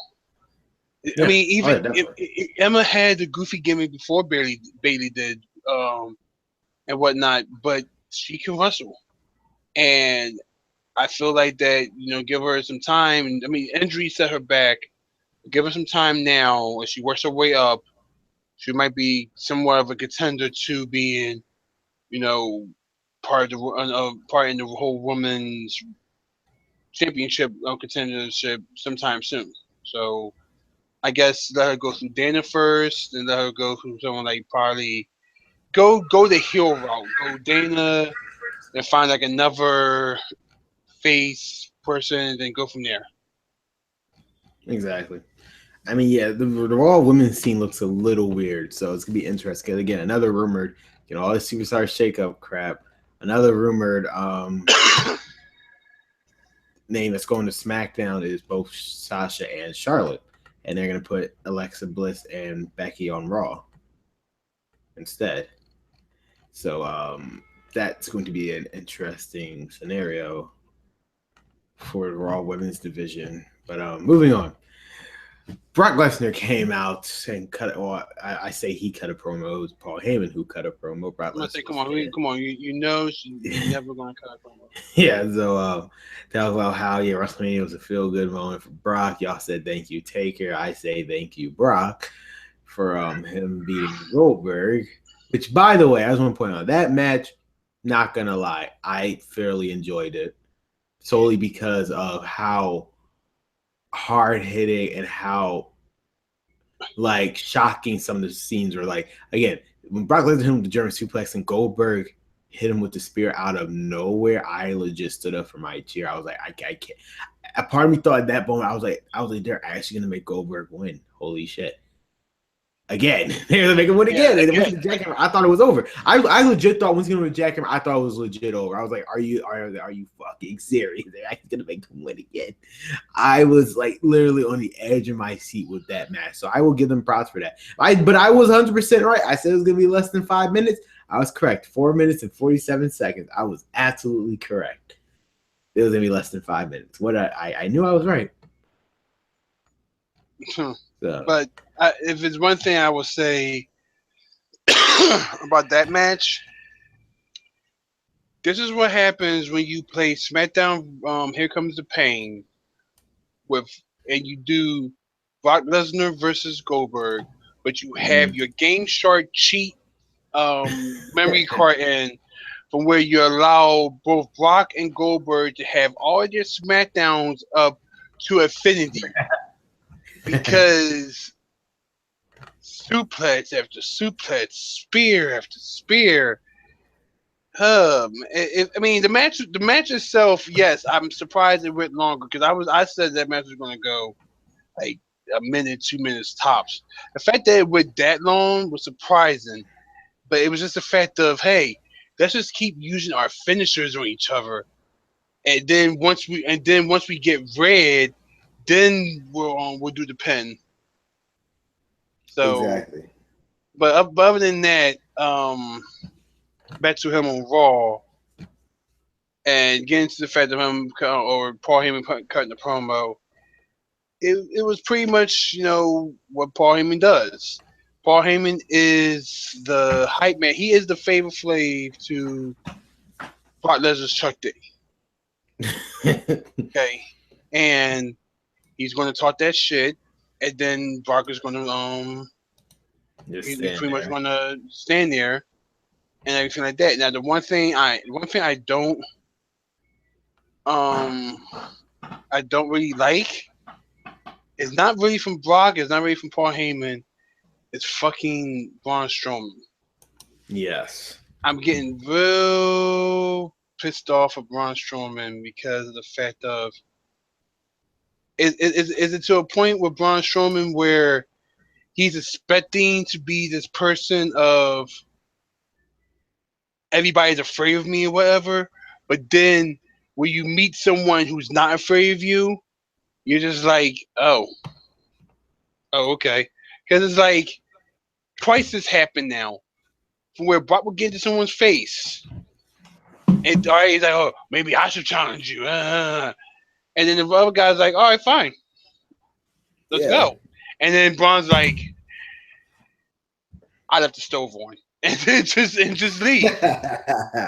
Okay, so you sit there and you get into Brock's face and everything, and you expect them of all people, Brock Lesnar, to just be like, "Oh man, that man's a little afraid. I'm gonna go ahead and just leave the ring." Nah, number one, not in Brock's moment where he's the champion again. You're not gonna stare him down. Okay, so that's why Brock calmly was just like, "All right, I'm just gonna put this belt right here." Paul, you stand to the side real quick. Come on. I got 3 minutes. We can do this right now. And once again, and then Strowman pretty much was like, I would, but I left the mirror running in my car. I'm gonna get you. Just Yeah. not right. Just not right now. Yeah. I And mean, walks through. Like it's it's not doing well with Braun Strowman's character of being this monster, but like he's a monster to other smaller people, but when it comes to someone who can legit take him on, he he's said no. he's a I know. pussy. Yeah. It's. I mean, again, I know the reason why is because again, what did he say specifically? He said, "quote I would, but I have unfinished business with Roman Reigns. Once I finish with him, then I'll get to you." So basically, he wants payback against Roman Reigns. And what are the odds? On April 30th, we have a pay per view called Payback. So obviously, what's I gonna we're mean, gonna get I is mean, I Roman Reigns guess, but versus. I know, I know. if that's the case, if that was the case, then then don't don't come out to the ring I know and it's stupid. be like, oh, I'm going to challenge you for the belt, and then when someone's like, all right, let's go. On second thought, I, on second thought, I forgot to turn on the lights in my house off. Yeah, so yeah, apparently the rumored match, the main event of Payback is gonna be Roman Reigns versus Braun Strowman. You probably ask yourself, wait, main event? Yes, main event. Because of course Brock Lesnar's not gonna be on the show because he has the universal title. So he's gonna be holding that probably the next time we'll see Brock Lesnar fight is not until SummerSlam. So yeah. Yeah, we're back at that point again Yeah. The title will where we not be for months. the United States title is now the most prestige title in the. Which brings you to my point where the main event should actually be Kevin Owens versus Chris Jericho, since that is the second most important title. They had to bump it up now, so might as well. You know, it That's gets just, to me. yeah. It just gets to me. I'm just like, okay, you legit sit here. You gave the title to a person who's pretty much like, all right, I got the title now. Now here's the deal. I have a fishing trip in April. I have to take my family to Spain. I have a doctor's appointment all month. This day, I'm just not gonna be back with this probably like SummerSlam. All right, deal. Exactly. I mean, yeah. Hopefully, we'll see what happens at SummerSlam. But moving on, we have the number one contenders match: Enzo and Cass versus James and Cesaro. The winners of the match became Cesaro and Sheamus. So now we know number one contenders for the Hardy Boys titles. As if they're even on the same brands. Is Cesaro and Sheamus. What do you think of the match? They really need to do something now with Cesaro. I mean, with Enzo and Cass because they're now just. By now, I feel. I mean, okay. Honestly, I said that they was going to win the belts, the championship belt at SummerSlam. I mean, not SummerSlam, I mean WrestleMania.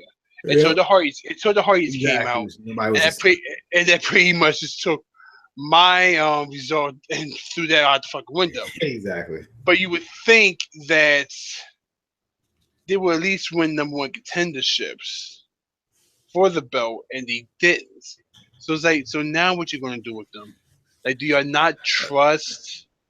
I mean, okay, so maybe this might be the whole thing of shaking up everybody. You might send Enzo to SmackDown, leave Cass on Raw, which I really hope they don't do, but it's Do that, whatever. yeah. But it's like, uh, y'all could have gave them that and let them be number one contenders, because it's like I yeah, pretty much. It's a year now. Okay, let's say like that. It's been a year that you brought them up. The crowd obviously likes them, except for like one city. But the crowd obviously likes them.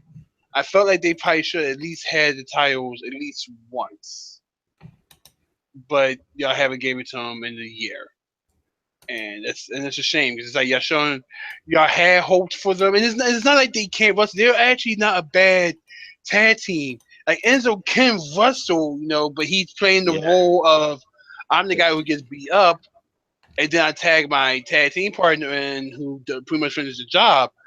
But at the same time, it's like you're not really giving them nothing, and it's pretty stupid. Exactly. I mean, yeah, Enzo and Cass. I don't. I'm glad James Cesaro won because I feel like which is again, I just want to point out again, what the hell are they doing with the New Day? I mean, I'm glad they're in a feud revival. That should be one of their first feuds. But again, the New Day, they were the longest reigning Raw Tag Team Champions. They should, geez, I don't know, get their rematch clause, but they still never got yet. So I don't know what they're doing with that. Yeah, right. That is another thing too. Is like you just mentioned it. So what's going on with that? Yeah, I don't know. It's weird. But again, it should be a very interesting feud with Cesaro and Shane versus the Hardy Boys. Obviously, it's probably gonna culminate at payback. But yeah, it's gonna be very interesting to see these two. This is the first time these two are actually fighting each other. So very, very interesting. We're having a first time ever that all four of these wrestlers are actually fighting each other. So should be a very interesting match. Then we move on to a weird one that kind of came out of nowhere. Sami Zayn versus Jinder Mahal, kind of throwaway match. Sami Zayn won.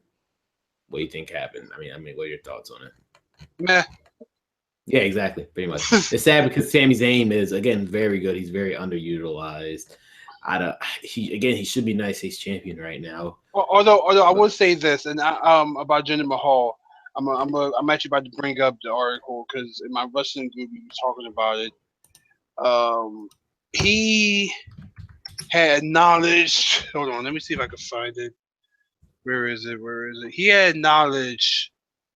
The everyone talking about his steroids. arms and everything, and he actually made a response. And what he said was, it was a so bad. It was a picture. We said so bad Thursday to a few weeks ago. No idea exactly when or where anyone else on the roster has veins in their abs. And of course, I get 100 steroids or wellness policy comments. I've been tested multiple times since coming back, and I have never once in over 6 years with the WWE had any issues. If you follow my Instagram stories or my Snapchat, and you'll see that no one is out training me, and no one is out dieting me. And we can joke around about the fact of just like what the fuck happened to you between the time that you was in WWE first, and now you're just like this. Like we all joke around like that, saying though. I mean, I joke around and said that Exactly. he's been putting whey powder in his curry chicken, but but you can't really knock the fact that the man does work out and he works out hard, and sometimes certain genetics makes a man look different than other people, and for some reason, whatever the hell that man's been doing. I mean, look, maybe he's not juicing. Maybe he has whatever the Hawk has, that whole radioactive thing, But you can't really knock the fact of he actually does work out, and he works out to the point where he looks good and everything. Exactly. And the fact that he came out and said this, I'll give him some respect because it's like, look, I can sit here and talk about the fact of me doing steroids. I have not been caught doing steroids. No one hasn't. I haven't been suspended yet out of X amount of piss testers. So obviously I'm not. Obviously I'm not doing any type of steroids. Exactly. I mean, gender. I mean, he has a. I will admit though, he has improved greatly. He is. I guess they're trying to build him up now since Rusev's currently injured, which I guess if.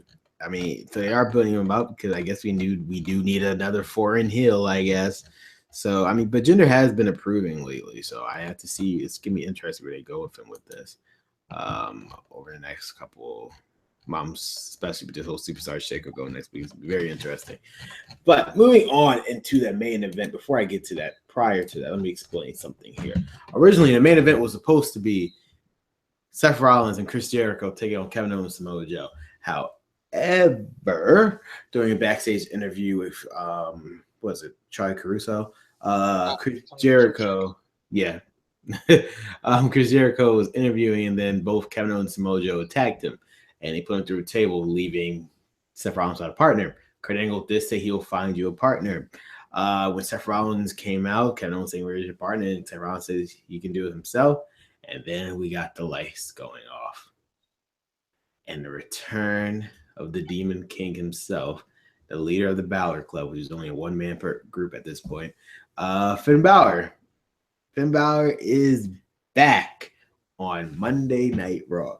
What I found most interesting throughout this whole match was that they kept referencing the fact that he was injured and he got taken off the shelves for months. But yeah, they refused. They refused to say who that person was, which was ironically Yes. part of Seth Rollins. That's what I found the most interesting part of that whole match. But that they kept bringing up that he got injured for months, but they refused to say who it was. That I found very interesting. But what are your thoughts on the match? Well, match was good in itself. It's always good to see former independent wrestlers, 3 Ring of Honor, 1 independent, like international independent, going into the ring and closing. That's just the mark in me. Yeah, the fact that they didn't mention that Seth Rollins injured him is pretty weird, but it's kind of like it's in a sense, even though wrestlers can't hear the announcers, it is kind of a sense of why I gotta bring up bullshit. Exactly. Like Exactly. yeah, I know what happened. All right, fine. Why I gotta bring up bullshit? It's the past now. We're cool. All right, he's my partner. We're fine now. Just stop bringing up bullshit. Not to also mention that there is a picture of when around the same time when Balor was getting rehabbed, Seth Rollins was getting rehabbed. Exactly. They were It both in the was on same Instagram room. and everything. They were like just sitting next to each other, doing all this and stuff like that. Um, and it's like, okay, we're friends. I get it. He injured me. He didn't do it on purpose. He did it by accident. He doesn't excuse me. He doesn't hold any ill will to him of saying you're the one that put me on the shelf for X amount of months, and I could have been in WrestleMania if it wasn't for you. He doesn't hold any ill will for that. Because number one, he did beat him, so it's not like one of those things if you injured me and you won. He did beat him for that match. So there's that. Other than that, it's like, all right, but we're fine. I have no ill will for him, so we'll be fine. Let's go ahead and finish this matchup. Exactly. Yes. So yeah, that's an interesting thing, Finn Balor. I wonder how this will play out in the coming weeks. Will Finn Balor remember the fact that he got freaking injured by Seth Rollins? I think this is a sign of a heel turn with Finn Balor, and it really depends on the superstar shakeup. If the club stays on Raw, I could potentially. That's why I feel like that's what they did. They made the club get out of the title picture. So what's going to happen is they're going to team up with Finn Balor, and we finally get Balor Club. We will finally get it. I mean, So who knows? I mean, people's been calling it for eons, so who knows? yes, that's gonna be interesting. And that was Monday Night Raw. Did you watch SmackDown? Yes, I did. And by SmackDown, I would say this: I'm legit. I'm going to watch Raw Monday, but Jesus Christ, I'm by SmackDown. I'm just like, I'm so fucking burnt out by wrestling right now because you from last week we have Raw, SmackDown, NXT, 205 Live 205 Live, then whatever they did on Thursday, the Hall of Fame, then on NXT Friday. on Friday, Yeah, NXT Takeover Saturday, WrestleMania, Raw, SmackDown, 205 Live. Oh NXT. Jesus Christ! I know I it was all this wrestling in 1 week. It's like how do I was able? I'm surprised I was able to watch it all. I'm surprised. I I was gave able up after 205. In the middle of 205 Live, I was like, okay, to. that's about enough. Wednesdays I do Quizos. I ain't watching NXT. I did the highlights, but other Yeah. than that, I'm just like, oh my god, this is Well, this hurts. to be fair, NXT was nothing noteworthy. It was pretty much just a recap of Takeover. Yeah, yeah. There was nothing noteworthy of that show anyway. So it was you weren't missing nothing from NXT. So yeah, but SmackDown. Basically, start off the show. Randy Orton came out because he is the new World Heavyweight Champion. He's a new WWE Champion. He beat Bray Wyatt. Bray Wyatt then appeared and said that he will get his rematch in a House of Horrors match. No, that leads to speculation. It's pretty much going to be a rendition of the Ambrose Asylum, something similar to that. People are hoping it's going to be a Boiler Room Brawl, which I think we all are hoping that. Because we haven't had that in a while. But yeah, it's weird. Then Bray Wyatt appeared in front of Randy Orton. They started brawling. We understand like he had the upper hand. Then we have the return of Eric Rowan. Eric Rowan came back with a very interesting mask. He started beating up Randy Orton. And Luke Harper came out. He actually helped Randy Orton for the first time ever. So that was a weird one. And then later set up a tag team match with Bray Wyatt and Eric Rowan versus Luke Harper and Randy Orton. What are your thoughts on this? Okay, I'm gonna go back once again. We're gonna take a hop, skip back to WrestleMania. Mm-hmm. We're gonna talk about this match. I don't want to talk about this, man. That's why I got to I know, but look, it's like Bray Wyatt should fucking won, but it's he cool. should have. Listen, the man has a reverse taker streak right now. I know. He's 0-3 in fucking WrestleManias. I know. Okay, and that legit pisses me off. Then, okay,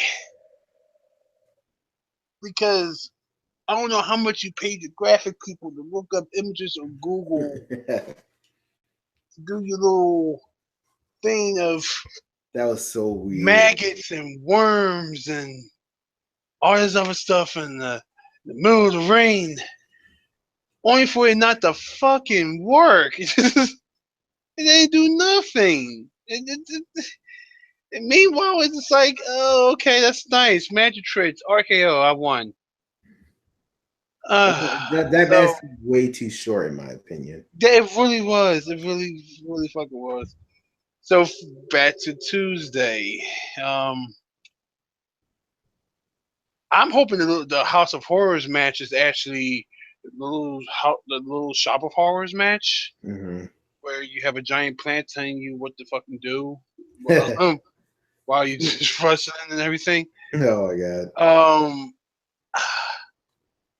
Gimmick matches now it's like that. I mean, earlier we were talking about how the casket match and the buried alive match, and everything, how that was a match created by the Undertaker that never worked in the Undertaker's favor.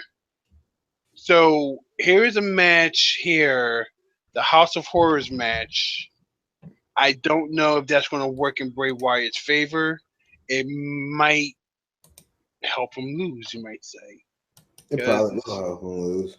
yeah, because it's like what can you do in a House of Horrors match? Which you're right, it might just be another Asylum match, which sucked. I know that's why So I fear if it's like the boiler room brawl, then sure, I have no problem with that. I mean, if it's like that, I doubt it. But if it's like that, then sure. I know. I But mean, who knows? yeah, because we know nothing. As far as Rohal Luke coming back. Eric Fuck's up. Rowan. Whatever his fucking name is. One of the bearded crazy people with the mask. And if you watch the World Culture WTF moments on SmackDown, King Mm-hmm. Voss said it best, and this once again goes back to how shitty David Otunga is. Where he goes, "Who's that I in the know. man?" He's like, yes, And who the it's fuck like, else would it be? I'm like, okay, tall, bald guy with ginger beard, wearing a sheep mask, which is a little different than all the other masks. Who usually hangs around the Wyatts. Who else would the fuck it would be? Exactly. Are you legit that surprised? Like the fuck, dude? God. Okay. Um. Good to see Eric back. No, he is legit the forgotten Wyatt. Exactly. He really is. I feel like I've always felt it was amazing how someone like him, who was supposed to be in the Wyatts, one of the dangerous ones, and then when Braun Strowman came in, he pretty much took your place. No one cared about Eric Rowan; they just cared about Braun Strowman afterwards. Which is weird, And It's then weird if you saying remember that. Eric, yeah, and then Weird saying that. if you Go ahead. remember Eric Rowan in his solo career, Which was nothing. yeah, god damn, that was just pure That was shit right hard to there. watch. So here we are in that now he's back with the Wyatts, and it's kind of like that scene, I can't think of the movie, but he was like, I got no place to go. I got no place to go. Literally, you have no other place to go. Nope. You got you back with the Wyatts. So let's just see how well that goes. Cause okay, yeah, that's pretty much all I'm saying. Is yeah.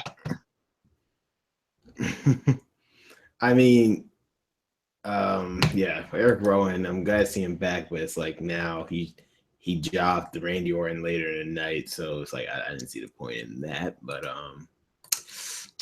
yeah. Well, we'll get into that afterwards. Next up is the SmackDown Women's Championship match between Naomi and Alexa Bliss, where Naomi did win the SmackDown Women's title at WrestleMania in a six-pack challenge. So now Alexa Bliss was getting her rematch. Again, what I feel like happened is same thing situation with the Raw Tag Team title. They just wanted to get the whole rematch clause out the way so then they could switch brands now without letting that story get unfinished. So I feel like, yeah, Alexa Bliss, she lost against Naomi. My only gripe about this match because this was a perfect opportunity to reintroduce Tamina. But Yeah. they did not do that. They did not do that. So Where would you put Tamina in this? Just the yet. feud, because I would put it'll be interesting feud between her. She will be the heel, and she would feud with Naomi because again they have an interesting story. They both are from their part. They're technically both part of the Samoan dynasty. Well, Tamina's a more part of it than Naomi. Look. Tamina was born into it. Naomi's Yeah. just sucking Samoan dick. So So it that's doesn't make a yes. difference. Oh wow. But I love Naomi, but let's call yeah. spade for spade here when it comes to heritage versus dick sucking. There's a big Yeah. difference. I mean, I no, you are right about this. This will be interesting. Maybe to me, say like, yeah, she shouldn't be a part of this family. Maybe she's mad about that. It could be an interesting story that they could talk about. But yeah, or pretty much, hey, you left me after bad. yeah, Remember that? mm-hmm. Yeah, y'all just left me. Y'all forgot all about me. Exactly. So yeah, Now, as far as Naomi, number one, I kid about Naomi. Naomi right now is really my favorite woman. My favorite diva. Well, I won't even call them divas. No, fuck that. She's my favorite women's wrestler in the SmackDown roster right now. Okay, mm-hmm. and it kind of breaks my heart because it's that moment where you realize that Jeff Hardy's back, but he's on Raw and Naomi's on SmackDown, which means you won't see that neon dance off that you kind of wanted to see. neon dance off. That Wow, glow in the dark dance off between Jeff Hardy and Naomi, you won't be seeing that anytime soon. But neon dance off. Okay. but hashtag it might work. But one of the things about Naomi, number one, her plates glow in the dark. Yes, That I was did. amazing. That was amazing. It's weird. I know it felt weird seeing how the title blue was just out of sight, but those plates on the side did look amazing. Yeah. I'm like, oh my god, oh wow, that's glow in the dark, yo, that's fucking amazing. So there's that, but all right. So like you said, the fact that of just like you're doing Raw, it kind in a sense, yeah, it kind of gave away the fact of who might be going to SmackDown, who might be going to And going Raw, wrong. Exactly. because they just easily just was like, all right, well, The next time, let's yeah, they just let him go. like let's do your title, your rematch thing now. So then we have to hear your bullshit when you leave because y'all gonna leave, and it kind of sucks, you know. I mean, because I do like Alexa Bliss. It would be interesting to see how Alexa Bliss will go and how she will be branded on Raw. I feel Mhm. like, depending on who's left in Raw, once this shakeup happens, it'd be interesting to see what she's going to be put at. I think she'll go right into the Raw Women's Championship picture, which would then, I guess, like irritate Sasha because again, she's been there for a while. She said she had to get her one-on-one match against Bailey, and yeah, here you see Alexa Bliss, and she just slips right into the title picture. Like Yeah, another, I mean, it's an interesting scenario yeah. going on. But now we move on to the second best part of the show. But Kurt Hawkins came out and he said he's doing it just like how the New Day said on Raw. It was an open challenge. And the second he said 10, I lost my shit. Wait, right before his entrance team hit, I lost my shit. I was like, oh my God. Is it? I'm pretty sure you've seen the meme with The Office with Steve Carell. Yeah. And oh my God. I was legit the same way. I was like, okay, it's happening. It's happening. And sure enough, my favorite superstar from NXT, Ty Dillinger, made his main roster debut. What a fucking day to be alive. Oh my God, I lost my shit. Oh, Yeah. Stan. Yes, I know. For those who don't realize, he was here a long time ago as Stan, the guy who Shawn Michaels super kicked in the face. That I infamous just moment. kid Stan. Yeah. Yeah, but it's glad to see how Ty Dillinger glad to see him get his what he deserves to be on the main roster. And I'm glad he's on SmackDown. Like I said before, if any place that'll fit him well, definitely SmackDown. I mean, this was a good moment. Ty Dillinger obviously won, but yeah, it was just a feel good moment seeing Ty Dillinger finally make his main roster debut. What are your thoughts on it? Well, drink some water. Mm. Now, and the fact that I said it to my dad. There are two things about wrestlers nowadays. There are two things that can make you a good wrestler: your actual wrestling skills Mm-hmm. or your gimmick. And not saying that Ty Dillinger can't wrestle, because he's a pretty good wrestler. I won't say he's one of the best wrestlers to come out of NXT, but he is a good wrestler. Mm-hmm. But I feel like what got him into where he is at right now is the gimmick. Of course. The gimmick it surprised me because it's like, wow, that got over. Like that got over, and it's like, because in the beginning it was annoying in my opinion. It was annoying of everything, just him going the perfect 10. It's like, oh, okay, that's pretty annoying. I don't see this lasting any longer than a couple of months on NXT, and then he'll go right back to the drawing board. Exactly. But for some reason, it fucking stuck, and now you got people chanting 10 during the count out. Yeah. Instead of 1, 2, 3, 4, 5, you got them going 10, 10, 10. And it's like, wow, that got over. Like, it's one of those things. It's not on the same lines as how like the broken gimmick was, because the broken gimmick I laughed at. I've thought that this is the stupidest fucking thing ever, and then it turns out to be what it is today and everything. And it's not on the same lines as that, but it's still very fucking amazing. You're like, wow, that got over. Exactly. Wow.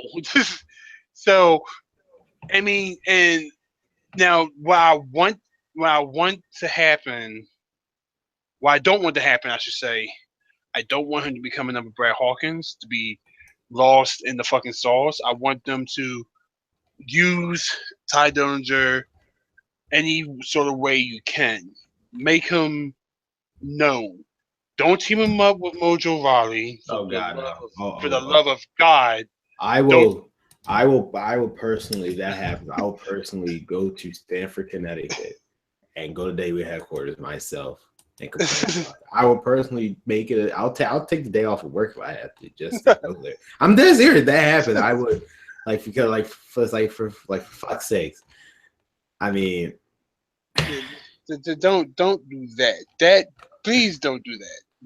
I personally see Ty Dillinger going to the Intercontinental title picture. Again, what I think is going to happen is Baron Corbin's going to beat Dean Ambrose, and then they go into Ty Dillinger and Baron Corbin going to the feud. I think that's what's going to happen.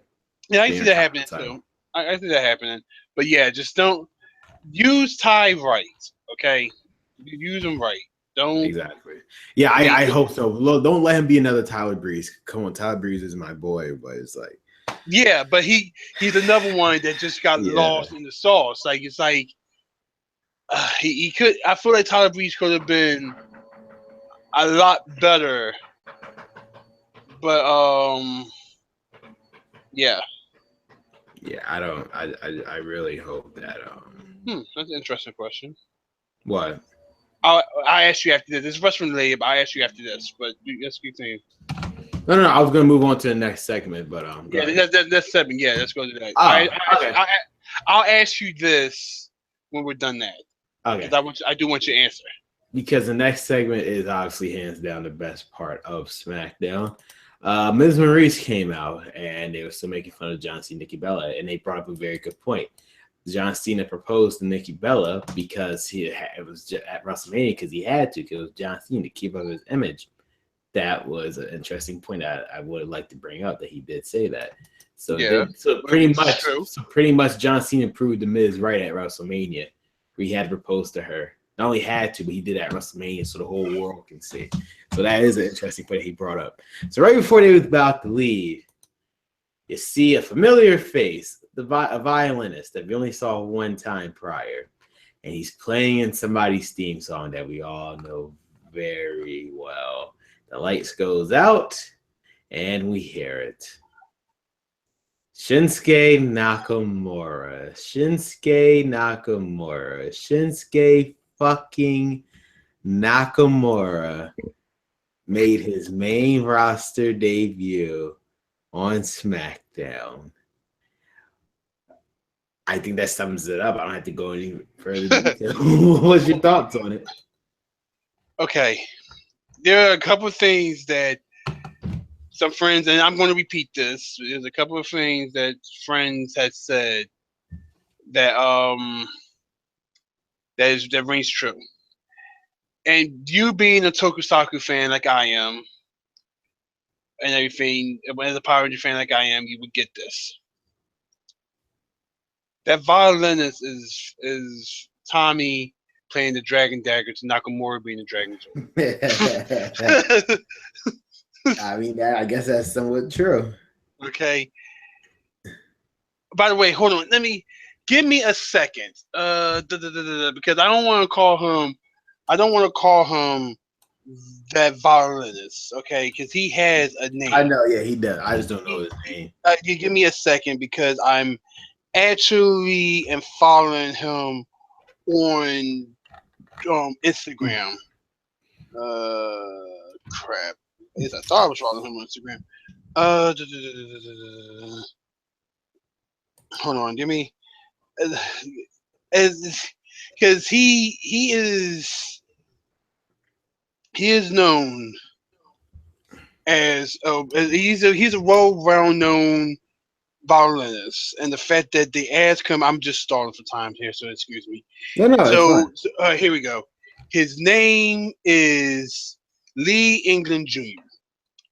He's number one, okay, and as I'm reading this through his Instagram, okay, and now that I am following him, Lee England Jr. number one, he is signed by Jumpman 23, which is Nike, which is Jordan. He's signed by them. They're the official. He's the official violinist of Jordan. I mean, most people who get signed from Jordan are like basketball stars or sports stars. He's a violinist and he's signed by Jordan. So that's the achievement right there. As if you really don't need the WWE money, you still got the Jordan money. But so they called this man up to do the remix of Nakamura's thing for the NSC. And they called him again for this. When he came out, okay, I knew it was going to happen, and I still freaked the fuck out. Listen. I have a really deep voice. I'm a man. Yeah. I'm a manly man. But when he came out, I screamed like a little bitch. No, we all did. I can't recreate it, yeah. But I legit screamed because I'm like, oh my god, it's him, which means, okay, and he came out and he did this Nakamura thing. Whatever the fuck that thing is, I know. Okay, and I said this. Him coming out to that pretty much just buried the Miz. Yeah. Because there was nothing else he didn't wrestle. It wasn't like an interference like Nakamura's gonna Miz is gonna beat up Nakamura right afterwards or anything like that. He gets hit. Say no. He came out He did his thing, did his yell. He pretty much arrived, yell, leave. That's pretty I much what he think did. here's my theory on that. I think they did it that way because both on Raw and Smack. I don't know if you noticed it on Raw, but Paul Heyman, he did bring up Roman Reigns in his promo, which is leading speculation to the WrestleMania match between Brock Lesnar versus Roman Reigns. That's whatever. I feel like they accomplished the same thing on SmackDown, figuratively. Because The Miz, despite it being The Miz, who is he dressed up as? John Cena. Yeah. So and that's when Nakamura came out. They're hinting at the fact that somewhere down the line, probably WrestleMania, we'll see Nakamura versus John Cena. So that's what they pretty much were. Raw and SmackDown did. They both hinted at their main event matches at WrestleMania already. Now, side notes, when I said that he did the arrive, yayo, and leave, he didn't quite leave. I don't know if you know about this. Yes, but, I do. I'm fully aware. Well, you know what? You probably just as much as fluent as wrestling as I am. Yeah. But after the commercials went off, apparently Dolph Ziggler came out and pretty much was like, "Who are you? You just as such and such, blah blah blah," and he challenged him to a match that happened when the cameras were off. It actually happened after 205 Live. Well, hell, they made people say in 205 Live. That's pretty much, yeah. I mean, hey, WWE again smarter than we give them credit for. They made people stay because they knew people were going to leave at 205 Live because they're all burned out. In which, by the way, I did see that match. I don't know if that match is still up on YouTube because the copyrights. I mean, YouTube's been hitting people with copyrights all fucking last week. So I don't know, but yeah, they have a hell of a match, just like you would expect a match of Dolph Ziggler versus yeah, that was a hell of a good match. I wish it was televised, but they could have easily saved it for next week. They could have easily saved it for next week, but they didn't. But you never know. Something might have had. They probably will realize that, they all two make good matches together. How about you having another match this week? So you never know. Yeah, that match is actually a top A match. Did you see the match? No, I actually didn't. If I could find it, I'll send it to you. I looked at the last 5 seconds when Nakamura did King Sauce and Dolph Ziggler. If I see, because I know a couple of Facebook things. If I see it, I'll share it to you in your thing. You can watch it. Yeah, but moving on, we get Baron Corbin. Now, side note, originally Baron Corbin versus Dean Ambrose for the Intercontinental title was on the main show. Last second, they put it on the pre-show. Do you know? So let me ask you this, and both of my friends noticed this. Did you look into both of their faces? And they looked like they was annoyed. They look pissed. They look legit because it was like, what the fuck? I know the reason why, because the women bitched. I'm sorry, but the women bitched on SmackDown that they were on the pre-show. They got put on the main show, which, if I may add, I find it hilarious how they were the second to last show.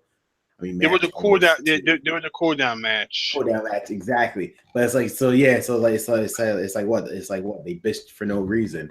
But I didn't realize it was gonna be at the cost of Dean Ambrose versus Baron Corbin not being on the main show, because these two are my boys.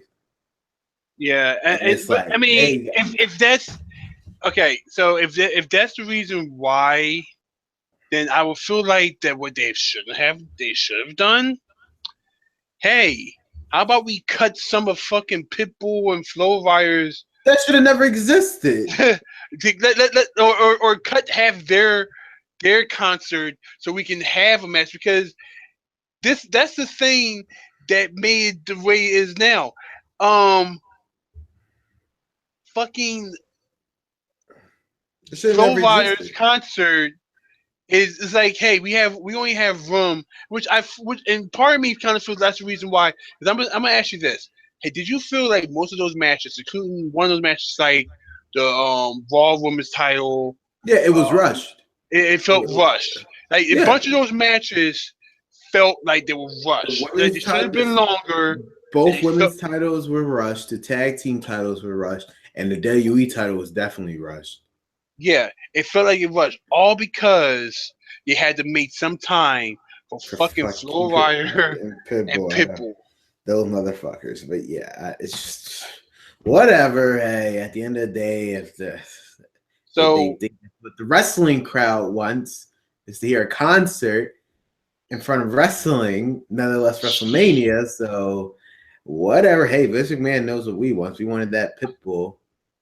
yeah, So so yeah, yeah. so they had a good match, in my opinion, on SmackDown. I feel like that match was Oh actually the yeah. better This match. is the match that we should have had on WrestleMania. It should have been a street fight from the very beginning. Yeah, but my thing is that Yeah, surprised me. I'm like, I actually I wasn't really paying attention so much. So I'm no, like, I okay, was paying attention to the WrestleMania match because again, I was trying to wrap my head around the fact that it was on the pre-show. That's why I wasn't even paying attention. but the thing is that as I'm watching it, I'm sitting here going, well, on SmackDown, I'm like, oh, wow, Baron Corbin won. Oh, he must be the champion. Wait, it was a non-title match. Why did he waste this on a non-title match? Like, Exactly. by the way, if you look right there on your thing, that's the match.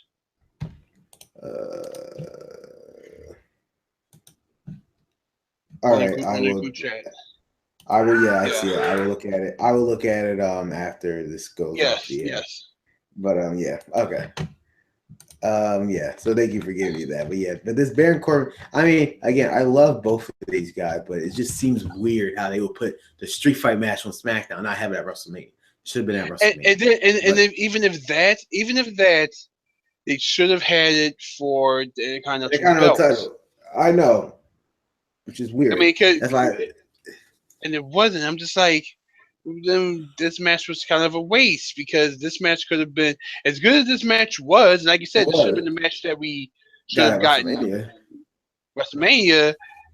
You know, as good as this match was, this should have been for the title, but it wasn't. And it's like, well, this was a waste. Now, It do you was think Baron weird. Corbin is going to Raw because of this, or No, I think Dean Ambrose. The thing is, the other rumor again, a bunch of rumors that they're switching the titles out. They're gonna make the United States title go on Raw, and they're gonna make the Intercontinental title go on SmackDown. So Kevin Owens will so? be going to Raw. I mean SmackDown, and Dean Ambrose can be going to Raw because they want all three Shield members on Raw. Because the rumored match WrestleMania 34 now is Triple H versus Dean Ambrose. That's the rumored match. So I can also see, not just say that if that's a rumor, because apparently Chris Jericho is injured after being attacked. So who knows if he's going to make it to Payback? that's my point. Yes, that's why it's like And who's going to go to Payback, whatever. So Owens can probably be on, but then at the same time, I don't want that to happen because that whole potential of Evolution Part 2. yeah. I know it's Evolution, but fucking Lemmy from Motorhead ruined my grammar of me saying evolution calling it evolution because evolution is a mystery.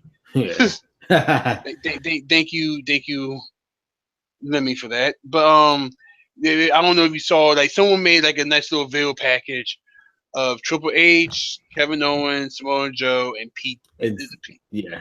Yeah, and Pete Dunne. And I'm like, I can see that, and I want that.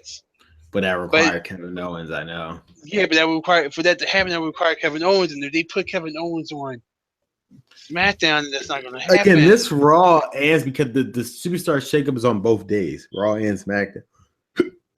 So this is gonna be a very interesting week for WWE. It really is. So I'm definitely looking forward to that.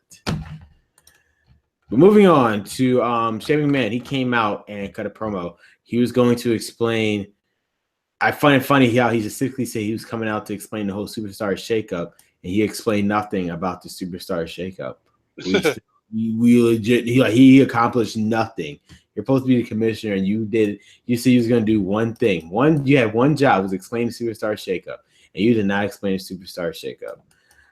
Because AJ Styles came out and he said he wanted to make one thing very clear to the commissioner.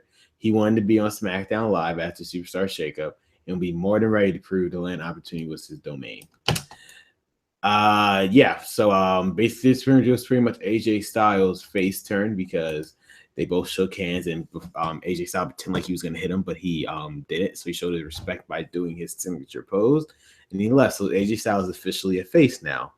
However, the fact of based on his speech makes me believe he's going to Raw. Because why didn't bring that up? He's going to Raw now. So yeah.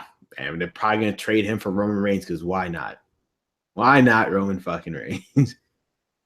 It's just I don't know. It's just I'm glad AJ Styles is actually a face now because it's pretty much his face turn. So it's just weird. I want him personally to stay on SmackDown. I don't think he will last. He will not be doing the shit he's doing right now if he's on Raw. He's gonna be too. No, I don't think so because it's one of those things of he's going to be lost in the shuffle because you already have the top people now.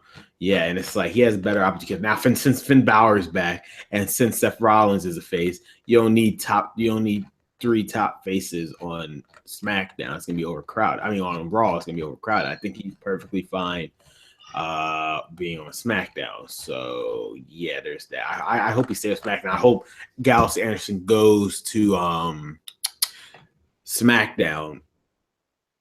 And so they can form the club there. That's what they're planning on doing. So yeah, I don't know. Yeah. So moving on to the main event, which was Randy Orton, Luke Harper versus Bray Wyatt and Eric Rowan. Nothing really noteworthy in this match other than near the end, Bray Wyatt did his mystical powers and he's able to teleport himself out of the ring. And Eric Rowan ate an RKO. 1, 2, 3. Randy Orton wins, and that's pretty much it. What are your thoughts on that? I think that the Nakamura thing should have closed the fucking show. Exactly. This was a weak ending to SmackDown after WrestleMania. It was weird too. But yeah. I really think that no. I mean, for maybe it's because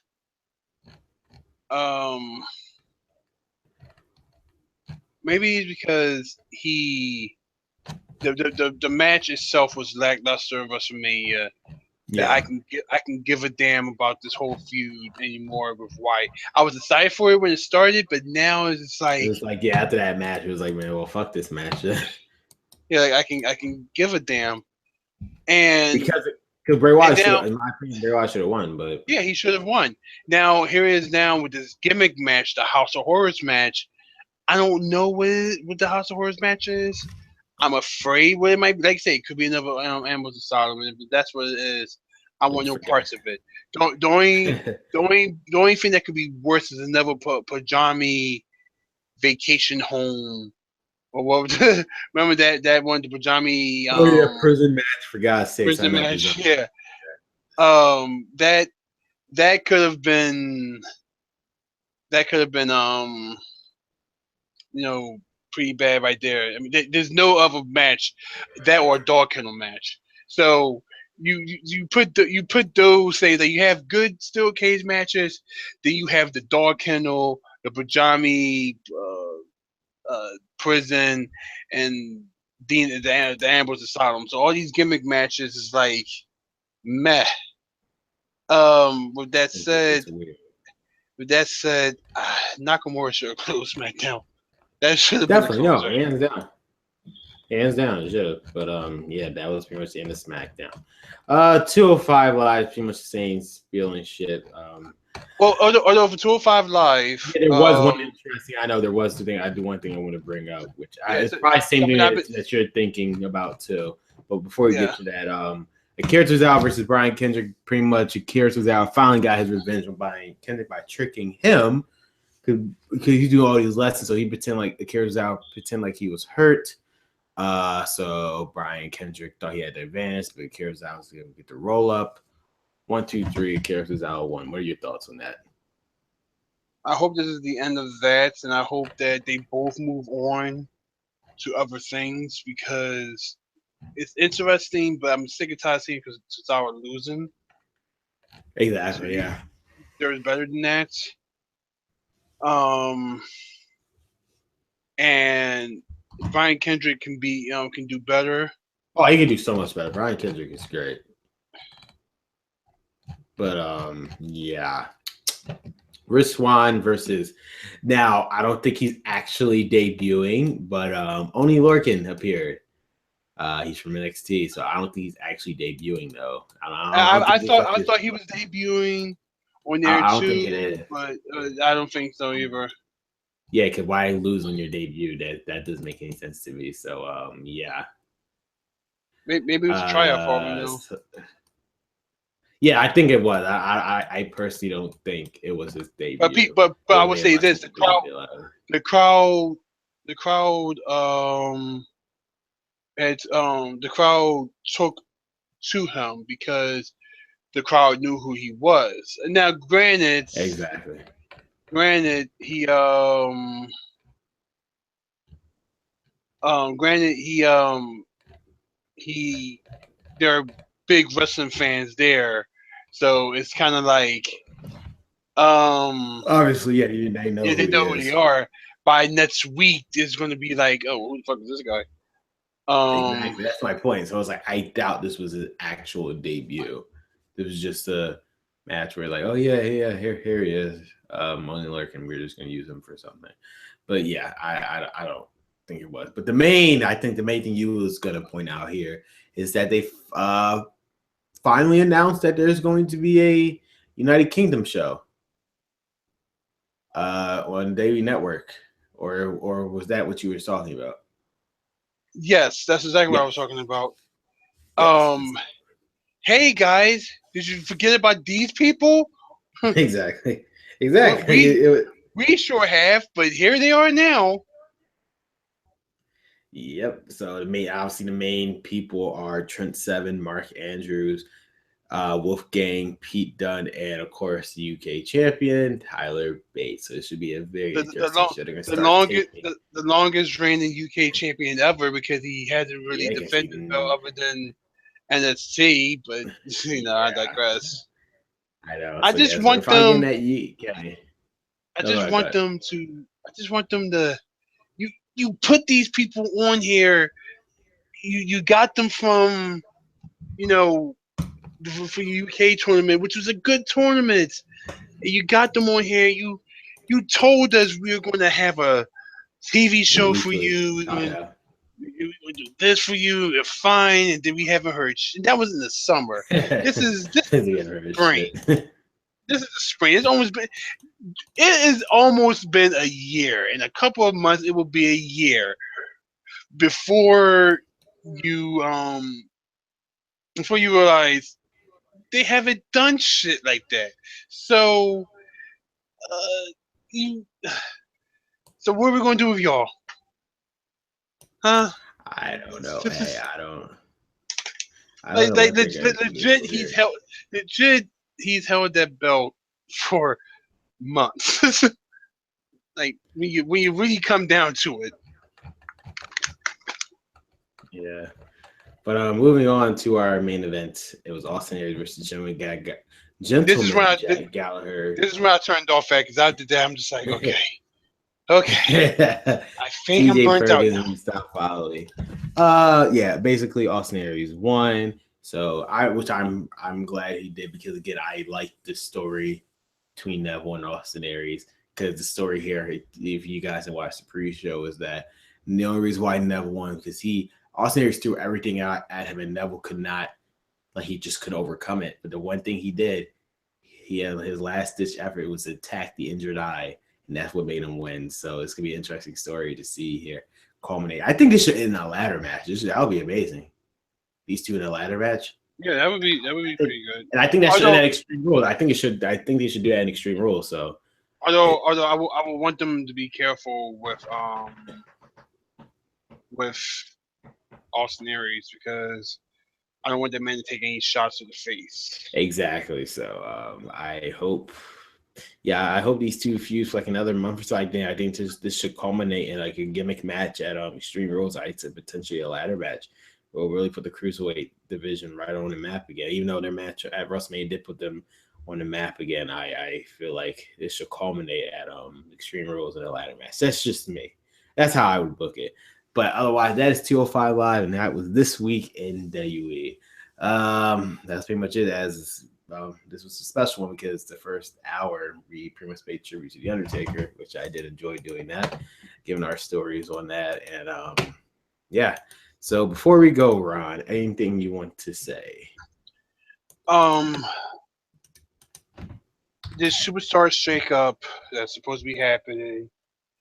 I can only hope that it will be a good one. I hope. I mean, if anything, actually, I want to end with on that. Here's what I want to end with.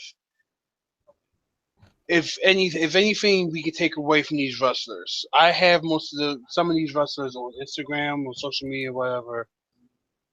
Mm. WrestleMania, the days after WrestleMania are their vacation days. There are no house shows or anything like that. Everybody gets to go home, or everybody gets to go and have themselves. Like, because everyone would just say, you work 360 days a week and everything, including the holidays most of the time. Those 5 days are after WrestleMania. Depending on if Exactly. you're Raw, that Tuesday you're done, or if you're SmackDown, or that Wednesday you're done. You won't come back until then. So it's nice to see everyone like Sasha Banks mainly. I follow her on Instagram, or like Bailey and stuff like that. It's nice to see everyone humanize themselves to the point of like, okay, I just got finished doing WrestleMania. Now I get to actually act like a fucking human being and enjoy myself this time instead of having to worry about a schedule or anything. I get to go home to my kids. Like, it's good. I follow Carl Anderson and Luke Gallows on Twitter. And Carl Anderson, he goes home to his kids and stuff like that. He actually made a joke. His kids was playing with the wrestling ring, and he had a ladder and he had the club there, and his kid asked him, "How come you couldn't reach the belts?" Interesting. So you had that. Then Kevin Owens is, him being a zoo aficionado. He spent his time at Disney and going to zoos and stuff. He actually stayed in Orlando with his family and stuff. Interesting. And yeah, if there's one thing about Kevin Owens that that most people don't know, he's actually a zoo. He knows a lot about zoos. He knows a lot about animals and everything. So, he pretty much stayed in like Disney, took his kids to Disney and stuff like that. It's very humbling to see people having a normal life for the people that we see every week, and they do all these things every week or whatever. Um, have a normal week for a change and everything, just for them to get right back into it by Monday. Like, hey, Sunday night they have to leave, go back on the road, go to the hotel room, see what goes on from there. But now it's like we had this week off. It was nice to have this week off. So it's it's good to see wrestlers acting normal for a change. Exactly. Yeah, it's sometimes good to see our favorite wrestlers or just not wrestlers, just our superheroes have a break once in a while because they work again. They work probably any longer schedules than any other sports. Because these sports have their off seasons. Yeah, Wrestlers they work WWE every never have an fucking off season, day. and Exactly. like I said, they work. They say they work 360 days a week. So Exactly. those 5 days are because of that. Like, no house shows whatsoever. So it's like that. Everybody's like, well, what happened to them? How come they ain't coming? They just got finished working WrestleMania. Leave them alone. Exactly. Yeah. So they deserve this break to be with their families and just re-energized for Monday Night Raw, which would be an interesting one. Both Raw and SmackDown because it'd be a superstar shakeup. Who's going where? What's happening? We have no idea. But again, guys, I want to thank you guys for watching this special episode of This Week in Wrestling. See you next time with the results of the Superstar Shakeup. Otherwise, this is Creator and Ron signing off. Catch you guys later. See ya. See you later.